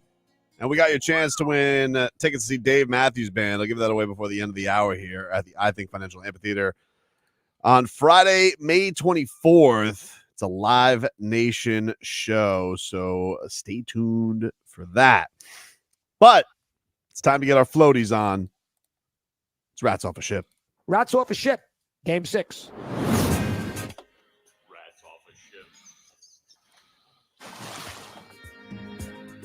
All right. Let's get to it, everybody. The Rats. What do they got? Where are we at with the Rats? Love the Rats. Jennifer, what do we got today for Rats Off a Ship? It's been a while since I've heard that. Love the Rats. Love the Rats. I got Jimmy Johnson's take on Tua. Jimmy Johnson was on the Joe Rose show today. He had things to say about Tua. What did he have to say, Frog Boy?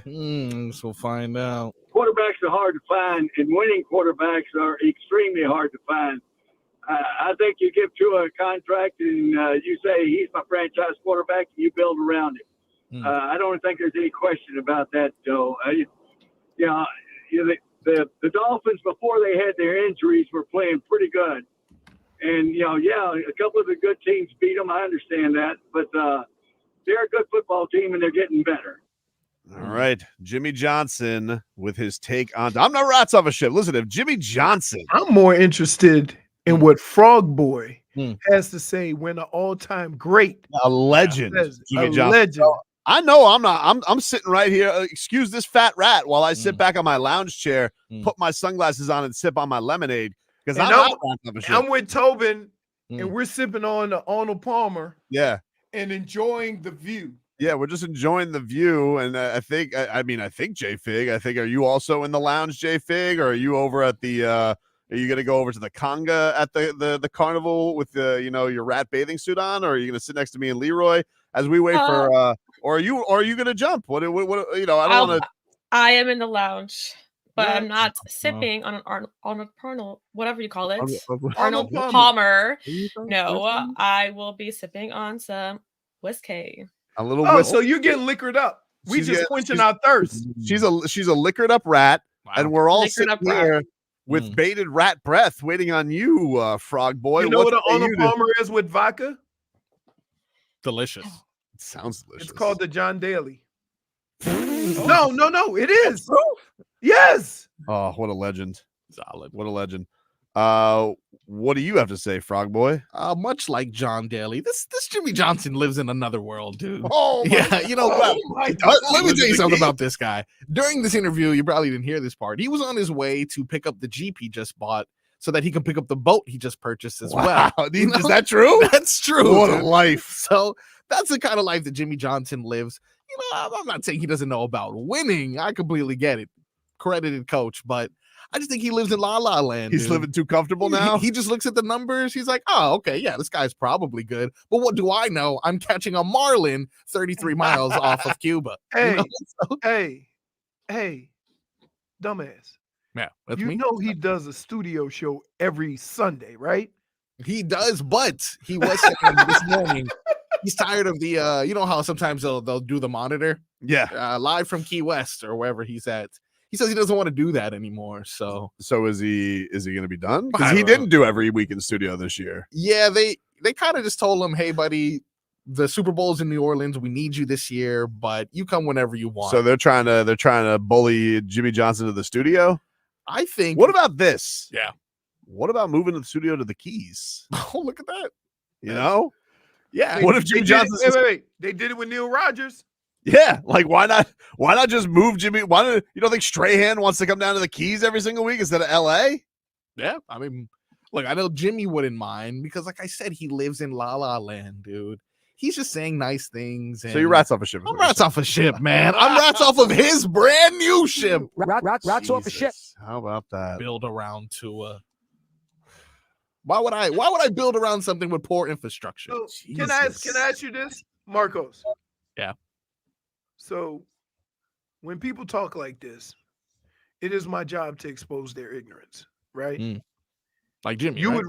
would rather build around Justin Fields. I don't know if I'd want to build around Justin Fields necessarily. Okay, so who do you want to build around?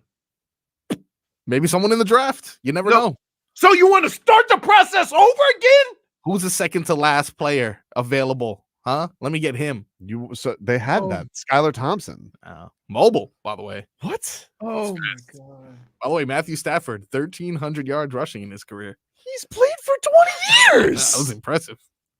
Mobile. J-Fig, what's number 2? The Warriors repeatedly trying to trade for LeBron at deadline. Wow. Rats off a ship. What? Classic. Oh, get out of here. Plant story. Need LeBron attention because, they're just stuck in no man's land right now.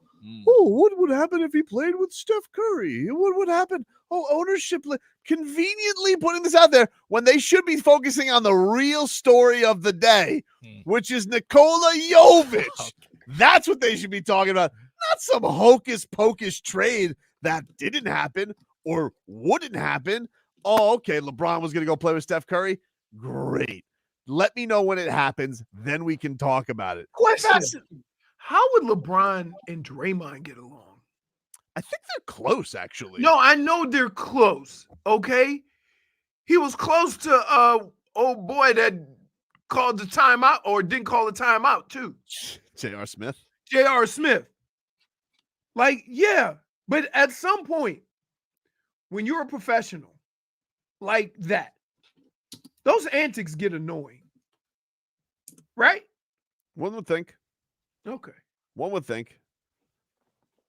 But they're calling the trade for LeBron at the all right, dude, come on. Desperate, dude. Let's be real about some stuff here, huh? Desperate. Nobody's ever traded LeBron. Now, I don't think. No, nobody's ever traded him. Now, keep in mind, I'm not counting the trade. I know what you mean, not the signing Right. trade. I know. You're talking about in-season real trades. Right. Why would you trade LeBron? I don't care how bad your team is. Why would you trade LeBron? He fills the seats. What would you even get from the Warriors for LeBron? Like Wiggins? Draymond? Clay. Yeah. You got the dad. Yeah, I could see that. I will say, did you guys see Del Curry with Seth getting to play in his number? That was kind of goosies. Yeah, so he's in Orlando now, right? Charlotte. I don't know why I do that. Charlotte. And his dad calls the games. So that's pretty cool. That is cool. That is cool. But He anyway, probably was rats with off, Steph. Okay. rats off a ship on this. Rats off a ship. If Steph did also get traded to the Hornets, does he make his brother give him his number? Oh. Yeah. No, I think he takes that opportunity to switch. They all do it. LeBron did it. KD did it. But his brother. Yeah. His brother. True. Anyway, rats off a ship on this hocus pocus. What about you, Leroy? I'm rats off a ship. Rats off a ship. This takes me back to the last hypothetical situation. The Super Bowl. J-Fig? I'm rats off a ship. Rats off a ship. Rat cannonball. Marcos? Not rats off a ship, dude. What? Wouldn't that be amazing? LeBron, Curry. Wow. We can go ahead and get these two old heads. Kind of weird though, right? Like it's a lot of that's a big rivalry together. Like, I don't know. Like, doesn't everybody hate the rivals? I thought he got killed for going to D Wade. Now he's gonna go with Steph Curry. They're gonna battle for 5 rings together. All right, I'm gonna be honest.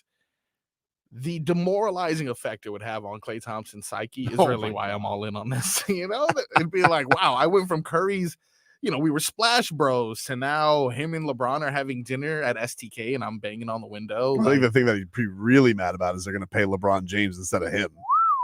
Love that. Sign me up. Give us one more, J-Fig. Tyler Hero's sweater from last night. Oh, Would you like to see how it Gotta was? see this. Gotta see this. Tyler. What? Tyler Hero's got the that's the Billy Madison.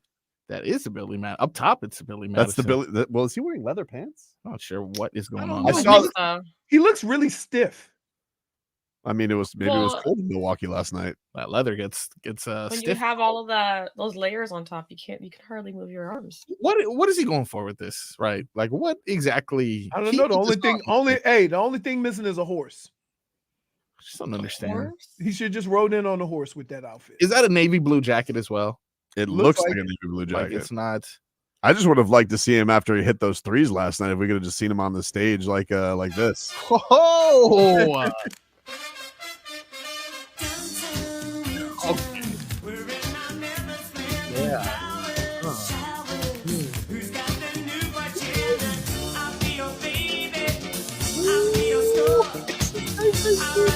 So here's what's amazing about this. Look at that Billy Madison sweater that he probably bought for $42. Yeah. At not anymore. Right. And now look at Tyler, who probably spent $1,000. Oh, definitely. Oh, for sure. Right? That's like 3,000 right there. Definitely. The Billy Madison sweat. Do you think that's like? I wonder if Tyler Hero is. Does he even know who Billy Madison is? He wasn't alive. That's a great question. That he was not alive when that movie was made. That he was not alive because what is Billy Madison? 95. Tyler Hero. We saw Tyler Hero's parents courtside last night. That's right. I heard in Jack's call he was putting up the three. Yeah, because he's from Milwaukee, isn't he? He's from Milwaukee. Yeah, he's from Milwaukee. So they were sitting courtside last night, and shows we're in the Billy Madison. Gotta find out, man. So that, like, yeah, I promise you that sweater. I mean, Billy Madison probably bought that. They had somebody go down to the thrift shop and get one of them sweaters and cut it up, right? And now they're selling it to Tyler Hero for what, $1,000? I don't know. Man, I'm even like looking for it right now to see more or less I can get. Like, did one of these crazy brands buy it or something? I don't understand. I don't know. I can't imagine he's wearing anything less than $1,000. So that jacket is at least $3,000. What is this, velvet? Speaking of Jax on the broadcast last night, Jason Jackson may have revealed a little bit of a secret into what we could expect this weekend from Jaime Jaquez Jr. That plus some interesting takes from Tyreek Hill we'll get to next hour as well. Back after this.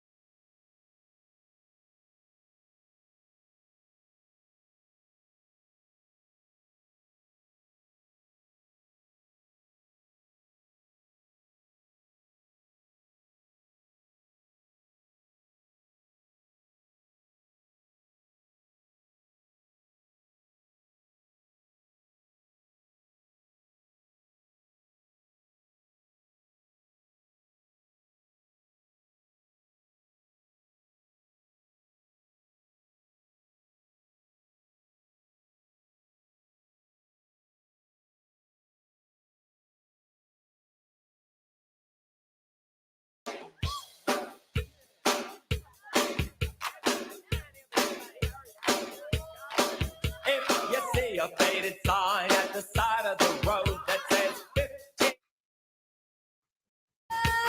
Welcome back. Tobin and Leroy here with you on a Valentine's Day, a hump day. Welcome back, everybody. See what you did there. Hump day? You want to play that montage? You're going to get me in the mood. Oh, no. That montage with Jason Jackson. Okay.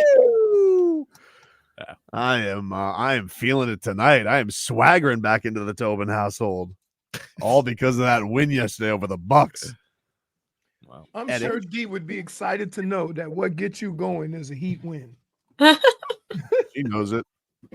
The sultry sounds of Jason Jackson saying, "From the land of milk and honey." You're not kidding, dude. Let's take He didn't say it that much yesterday. He said from the edges. They just, it was a barrage from downtown. Let's get to our headlines. Brought to us by the new Palmetto Ford Truck Supercenter. Why buy your truck at a car store? Palmetto. We know trucks. Your final score last night, if you guys are just waking up from a hangover from whatever the hell, maybe Mardi Gras, who knows? But the Heat last night, they beat the Milwaukee Bucks in dominating fashion, 123-97. It was a barrage from downtown. 6 from Duncan Robinson, 5 from Nikola Jović, and Kevin Love. Love. 5 of 7 from downtown. What? That's my guy. Now. Always and Can forever. you change? No, never. He wouldn't break my heart. Love. Did you see him yesterday, Leroy? The trash talk. In a lot of ways, Kevin Love is like a bra. Exactly. He's there for support. More than support yesterday. What is it, 19 points? Oh my God. He Turn back the clock. He was feeling it yesterday, dude. Yeah. He was feeling it. He yesterday just put it on the Milwaukee Bucks. Giannis Antetokounmpo, a ghost in the second half. Damian Lillard, a ghost for the game. Thank God we didn't trade for that guy. They ground him. Washed. You cried. Oh, he did cry. Yeah. Misplaced emotion by me. I'll tell you that much. Now I'm crying tears of happiness because we kept Jovic, dude. Wow. You don't think that players are different in different situations? What do you mean? Just what I said. Well, I mean, specify. What are you referring it to this one as? So you're saying that if Dame was here, he'd be playing like he is there. I'm not saying that. Okay. But that's what you're saying about, I mean, when you say never wanted him or look at how he's playing. I didn't say never wanted him. You're putting words in my mouth. You've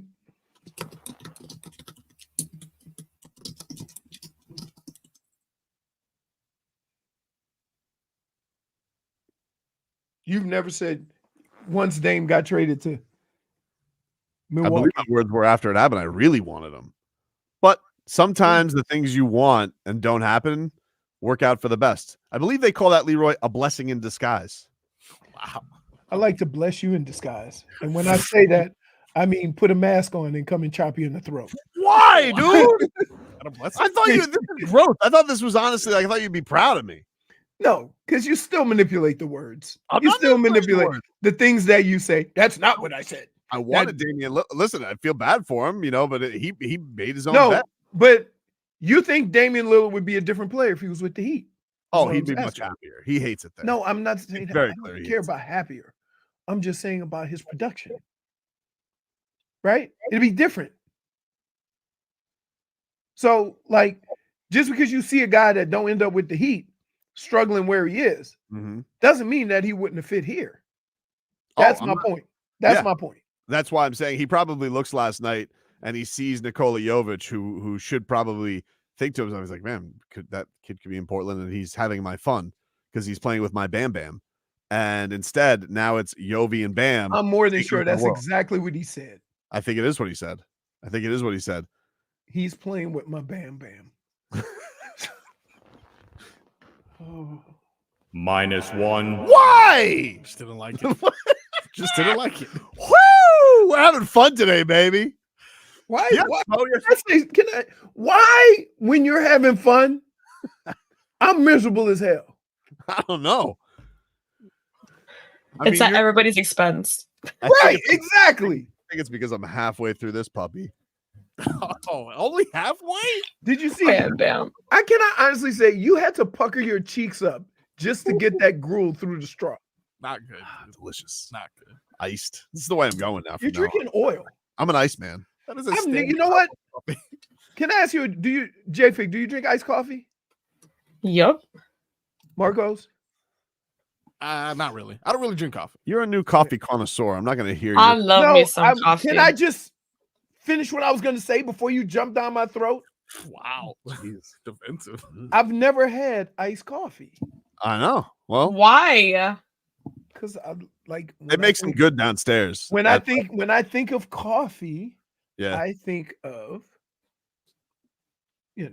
Big Face. Kozar? No, yeah, Ozark. or just having a cup of hot coffee. I bet you Bernie is dabbled in the iced coffee. Yes, you should try it. Yeah, probably. Make it at home. If you throw some black coffee on some ice, I like that better. It's just refreshing. Well, here's the other thing that I like coffee with all the additives, the stuff, right? And so I know if you put it in iced coffee, it doesn't go through the coffee because it's iced coffee. You're right, Marcos. Woo! He's drinking cold coffee from like 6 a.m. Well, that is an ice cube in it, though. No ice. See, this is the middle ground. That's it's not hot. Lukewarm coffee. Lukewarm coffee. He basically just has the grounds. Yeah, the good stuff. That's where the energy is. Don't you feel better knowing the fact that Nico is spreading his feathers like a peacock? And, we're starting to see this kid. I've been begging for Nico for 2 years. I know you have. Aren't you happy? Like this should be the happiest Heat day of your life. And somehow I feel like you're trying to hone me in. No, you ruined it. You ruined What? it. How did I ruin it? 5 minutes into the show. How? I mean, Leroy. Because instead of you're telling me I should just enjoy it, right? And I say the same thing to you because your way of enjoying it is blasting everybody else who don't feel the same way you do about the Heat and the national coverage. How do they feel? No, they don't even talk about it. So my point is that why can't you just enjoy it? Because if I don't put them on notice, Leroy, who will? Should I just allow them to get away with their crimes? You can't just enjoy a great Heat win. It was a great Heat win. So why can't you just enjoy it? And who cares what anybody thinks? No, you're not. They don't think anything. They don't think anything. They're a bunch of lemmings out there. Who cares? Take the W, eat it, enjoy it, and let's get another one. Don't do the Jameis Winston. That's all I think of. Do you have Spo yesterday? Because Spo felt it was very disrespectful for people to say they were shorthanded yesterday because he doesn't ever believe in that. Yeah, that would be disrespectful to say we're shorthanded. That would upset the guys in the locker room. The competition will decide this tonight. We're playing against a very good team on their home floor. We have to step up our level of play. We have enough guys in the locker room that have an idea of what we're trying to do, how we impact winning. And now it's just a matter of bringing out a higher level, and hopefully the competition brings that out. I gotta be honest with you. Spo sounds like the type of guy. This guy likes a challenge when there are fewer pieces. He's a lot like MacGyver, like how can I make a bomb with a paper clip and some gum? No, here's the deal. That sometimes when you have fewer decisions, your decisions are better. So Spo does his best coaching job when he's shorthanded. They win a lot of games with stars out. And they always have when Spo's been the coach, because now you don't have a 10-man rotation. You have a 7 or 8-man rotation. And it kind of addition by subtraction kind of thing, where now you're working with the same group of guys, teaching the same group of things. You have the same group of defenses and sets that you run with the same guys. You don't have to keep changing the parts because you don't have those guys. Does that make any sense? A little bit. I hear what you're saying. You're looking at me with the crooked. I mean, no, one or two things when you look at me like this. Usually, he's getting ready to follow up. I'm not going to do that. Yes, you are. I know and you're going to take all of the conversation I just had and say something silly, and then I'm going to get mad, right? I'm telling you, you got the look. I don't Say want to it. do that. Just I say don't. No, I don't want to do Just it. I say don't want to do it. I don't want to Just do say it. it. No, I don't want to Say do it. I it. got my point out. No, you got your point. I don't want to ruin it. Please say it. I want Say you it. to have Because your I time know the too. look, dude. I know the look. First, it starts off with a little Don't have a smirk. look. First, it starts off with a little smirk, right? We all know it's coming. Just let it out. I have nothing to say. You I are have- a you make liar. Great points. You are And a it's liar. three for joy. Let's go. Say it. I like Jalen Brunson after the after the Ed Malloy call. It was a great call. It was a great call. Nothing to say. Yes, that's what you're doing right now. Because you know you got something locked and loaded. I can tell don't. by- I can don't. tell- wait, I can tell by don't. the smirk on your face. I I don't. know Look at that smirk. I know. Look at the smirk. I agree Or with when you. he looks up at a different angle. Yes, he won't make eye contact. Yes. Say it. Just say Nothing. it. I gotta go to break. Listen, just say it. Take your We have -1 time. because you know it's gonna be terrible. So say it. Oh, Don't get a hit. Don't get a hit. Don't take a hit of I don't courage. have anything to say. I'm happy. I just, That'll be the first time. You know what? You know what? What? No. Oh, Look at him twinkling those little eyes. Come on. Little blinks. Giannis yesterday. Didn't have anything to say. Quiet as a church mouse yesterday. steps to success. Steps to success. When does the step happen where he actually beats the Heat? Mm. When does that step happen? Mm. Interesting. Guys out here wielding this this crazy power, getting coaches fired. Third one in 12 months. I don't know. Crazy. Unstable. And then he's getting his lunch money taken by Nikola Jovic. Yep. Duncan Robinson is just terrorizing Jay Crowder. Wow, that was surprising to me. Because, I mean, I understand they get at it at practice. There's usually, John back and forth. So I'm sure it wasn't the first time, but you don't have a little respect for former teammates? Like, you know, or do you have even more animosity? I don't know. Looked like he had a lot of animosity. Yeah. Can't guard me. Can't guard me, Jay Crowder. You're old. What a night. And then Lowry doesn't have the guts to show up tonight. Anyone shocked? Lowry? Anyone shocked he's not in a basketball condition? Let me ask you something. When he signs his contract yesterday with the Philadelphia 76ers, it's kind of ballsy of the 76ers to throw up a Larry O'Brien trophy from the 80s, huh? Like, what was it? Was it even made of gold back then? I don't even know. What did the trophy look like back then? It's not made of gold now. You sure it's not made of rust?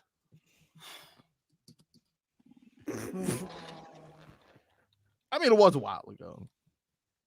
83. Jesus. Take a break. Are you mad at me? I'm not mad.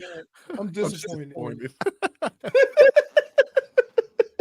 WQA.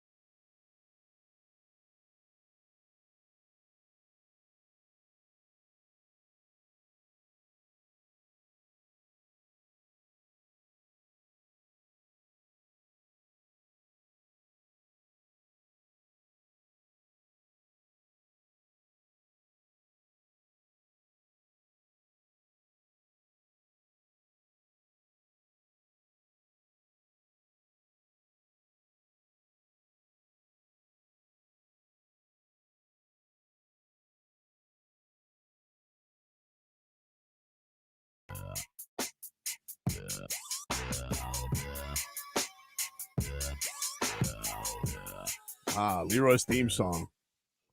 Show pony. Welcome back, everybody. All right. Hey, Leroy here with who sings you. this song here, Smart Hands? Oh, Genuine. Genuine. Yeah. Yeah. By the way, if you guys are interested in doing something today for Valentines, I have a game show at Copper Blues. You can come on by. Copper Blue. So it's next to the Improv. Yeah, we're expanding. We Oh, are all right. expanding. Yeah. So I'll be on the 1s and 2s while my fiance is angry at me at home. How dare I? So did you do anything like for breakfast today? No, yesterday we went to a nice little Brazilian steakhouse. Oh. Yeah. And you know what? My baby decided, hey, I want to scream. I want to learn how to scream. Dude, can I just say this? Can I just say this? Right now. Here's what happens. You remember when you and your girl would go out, you and Glenn would go out with no kids, and y'all go out, and you'll be sitting in the booth, and y'all be sitting side by side, whispering sweet nothings, and then in the booth behind you, they have some kid yelling at the top of their lungs, and you getting annoyed and whatever. Now that's your kid. Yeah, I'm not sure why he decided. I wanted to stand up in the restaurant and apologize to everybody, because your kid will scream in the restaurant. Why? I didn't eat. I did not go to a restaurant. We tried it one time. I did not go to a restaurant until I could communicate with Rebecca. Yeah, that's fair. I couldn't. It was torture. Yeah. At the top of the lungs. I wanted to get her a whiskey sour. That's what I wanted. That's not good. So I'm going to restaurants. I understand. I really get it. I was told that when I was younger, we were at a restaurant once, and I just started screaming. And I can see it. A lady next to my mom told her to make me shut up in a very aggressive way. And my mom and my dad's mother went off on that lady. Wow. Yeah. And guess what? I bet you one thing. Your ass didn't stop crying during that whole situation. I have no idea. Really I'm just happy they stuck up for me. Hey, but you can't listen. That had to be somebody that didn't have kids. Yeah. Because if you have kids, you understand you can't control that. You think when you go to the restaurant, okay, baby's been cool. We can go. If there's a problem, we can just bring a bottle just in case. All these things. That baby getting around all them people and just act a fool. And there's nothing you can do. Yeah, I know I gave parents PTSD. Like, they weren't angry, like, tell them to shut up. They were like, hey, I specifically got away from my kid so I didn't have to hear this. And now I hear screaming, and I feel like it's mine. So the Brazilian steakhouse, when they bring the wheelbarrow of meat and just cut it on you and put it on your plate. Yeah, I may or may not had a charcuterie board with 4 different meats. Delicious. Pretty good. Pretty good. You guys still into that charcuterie board, huh? I love charcuterie boards. It was a wooden board with. I thought it was charcuterie board as cheese. Yeah, this one was meat. And it was good. A bunch of stuff. You know who loves a charcuterie board? Who's that? Lionel Messi. Okay, why? I don't know. This is just my segue to get to our Inter Miami update, which is brought to us by Kettle One. Kettle One vodka made to cocktail. Yeah. The Pigs preseason ends tomorrow at it? Drive Pink Stadium. They are taking on now. Excuse me again, a soccer noob, so everybody be kind to me. Newell's Old Boys. Oh, you don't know about the Old Boys? That is an Argentinian squad. I believe Lionel Messi rooted for them as a boy. Well, Can I ask this question? Did he play for them? That was his first. That was his first team. First club ever. Wow, you know Messi, dude. Isn't it as amazing that? Messi. Or tell me how true this is. Soccer is the only sport where preseason you don't play against any other league teams. Yeah, just having some fun, baby. Yeah. No, but I'm just saying, is that not an accurate assessment?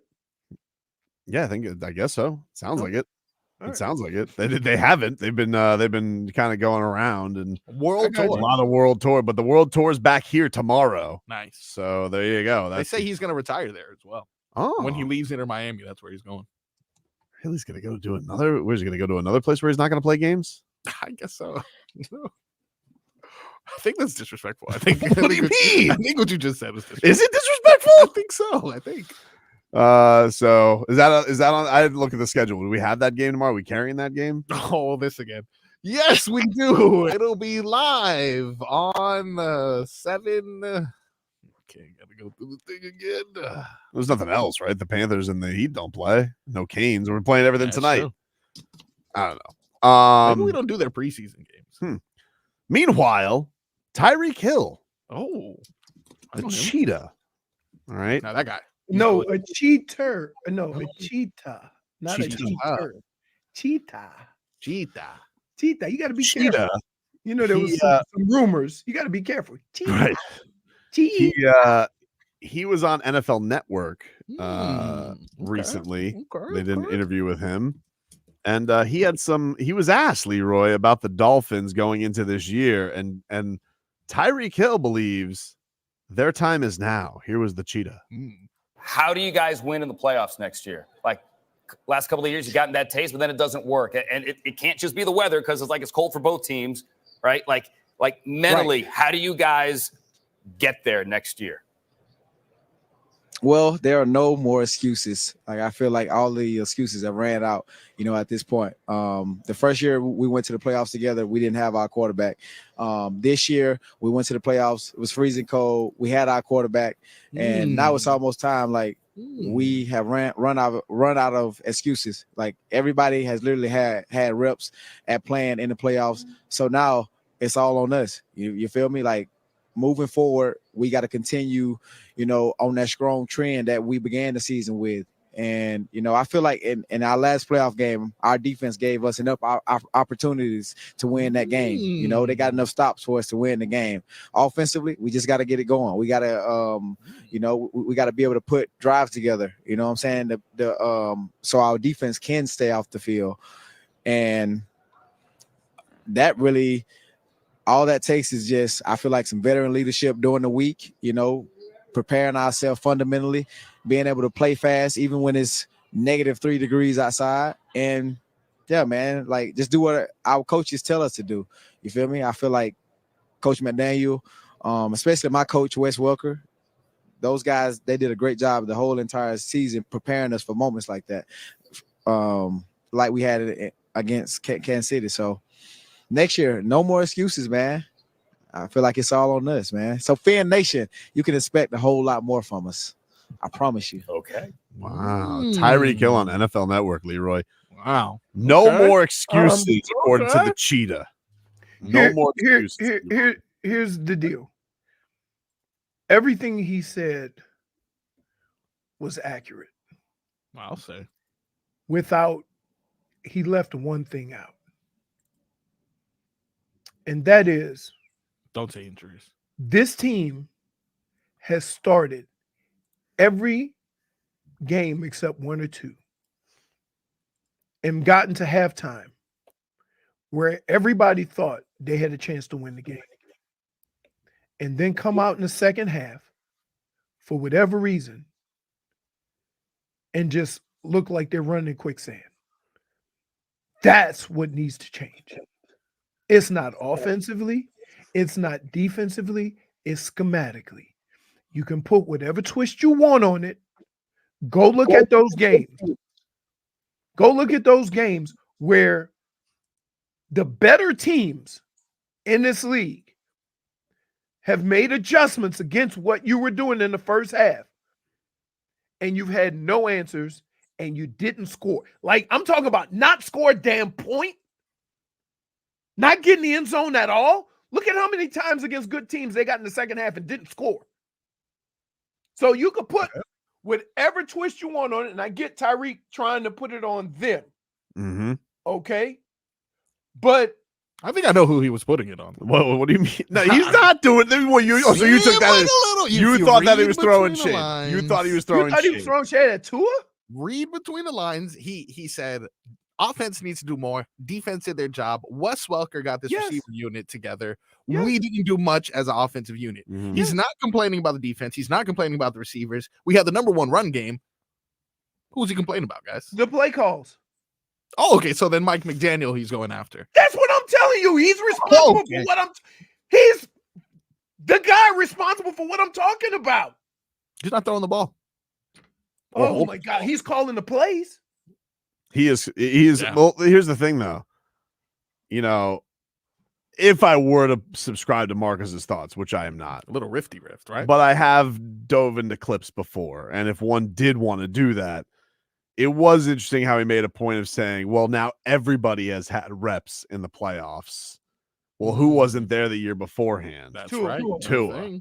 Look at that. So, if you wanted to play conspiracy on who he's talking about, now mind you, this interview was before the Super Bowl, so I don't think he's like frosty off of the Chiefs winning or nothing like that. Although he has said he's taken a lot of strays. Yep. But I agree with him with Tua. Like I think that this is a point of no excuses or any of that stuff. I do think that it is a big year from that standpoint. I'm telling you the reality of what happened to this team. You could put whatever twist you want on any player on the team. I am telling you why they didn't have success against certain teams. So you're saying there's no excuses for Mike McDaniel? I'm saying listen, his biggest jump as a coach needs to be in-game adjustments. You go look at those games and like teams don't all of a sudden go stale like that. They don't. So if anybody needs you don't all of a sudden have 70% accuracy and then come out the second half and don't have anywhere to throw the ball, and they're wondering why don't you scramble? And you can't figure out what they're doing for you. Right. What they're doing to you. Okay, so we have stop. A puppet. A puppet? Puppet. What do you mean a puppet? Because if Mike McDaniel's to blame, then that means at no point did Tua have an issue with this. You know, how many times were you in the huddle? He's not going to have it, but hold on. He's going to have a lot of trust in Mike McDaniel, Marcos. Yes. Like Mike McDaniel's a big reason why he had Let me correct this myself. success. Let me correct myself. Let me correct myself. Okay? Puppet. Dude. I'm not saying Mike McDaniel's not a hell of an offensive coach. But I'm saying this, that at some point during your coaching career, you have to understand that teams are going to adjust to what you're doing, and you have to have counters to that. That didn't happen very much during the course of the season. One would and say while we sit here and put this all on the players and the throws and what happened here and the timing and the scrambling and whatever, right? Those two things work hand in hand, because if your players aren't in a good position, then it's hard for them to be successful. One could say he's got he has to break off. What I'm just saying, like one could say he's got to break off the kangaroo pouch that is Shanahan, because Shanahan's big thing is he doesn't know how to adjust when it's staring at him right in the face. So he's got to get away from that. You know, he needs to go and find his own guru-ness to grow from this. You know, maybe some more time with Spo. Well, maybe he doesn't have a puppet at quarterback too. They can realize how many What times. do you think Brock Purdy is, dude? If you don't think a puppet at quarterback, like who's more of a puppet than Mr. Irrelevant? Mobile. He's not mobile. So mobile. He's not mobile. How many yards did he rush for in the Super Bowl? No, but there was plays he extended 12. though. He extended plays though. Need that. Marcos. He extended plays like where? Right into Chris Marcos. Jones. Yeah. I would love to just have a sketch artist come in, draw what you think is the perfect quarterback. That's a good idea. Because you know what you'd realize? He doesn't exist. That'd be good. Take a break. Back after this. This hour of Tobin and Leroy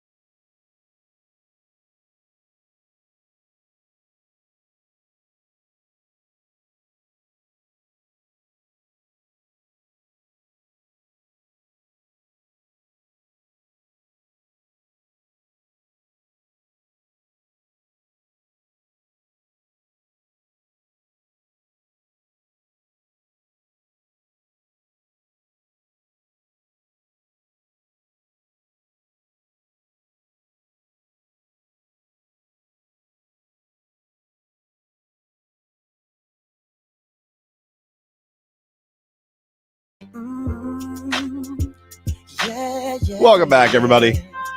Tobin and Leroy. Take you up until 2. Miss any of today's show? Tobin and Leroy podcast available for you on all podcast platforms. Oh, please relive it. What does that mean? It was a good one. You being you.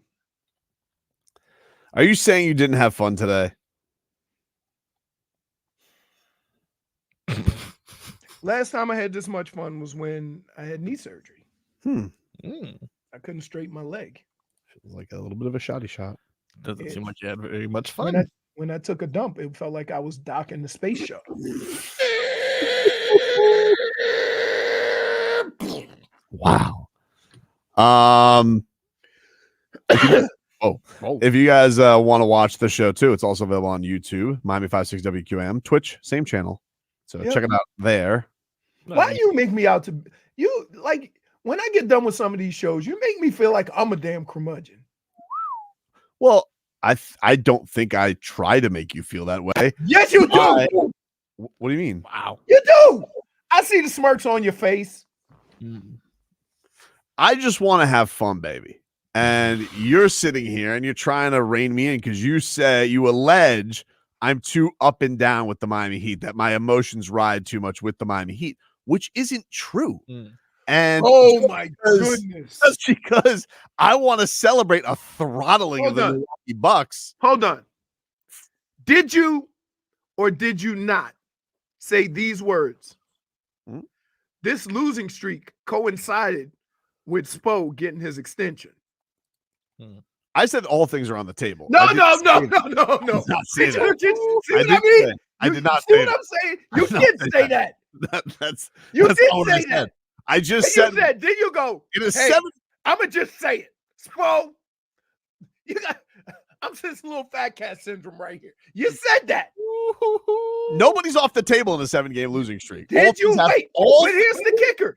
I didn't you say would not no- have been to saying that. I didn't You say said those it. I didn't say those exact words. What did you say? What did you say? I just said at the time when it No, was, don't at the time me. Don't try to give qualifiers. What did you say? at the time 7-game losing streak.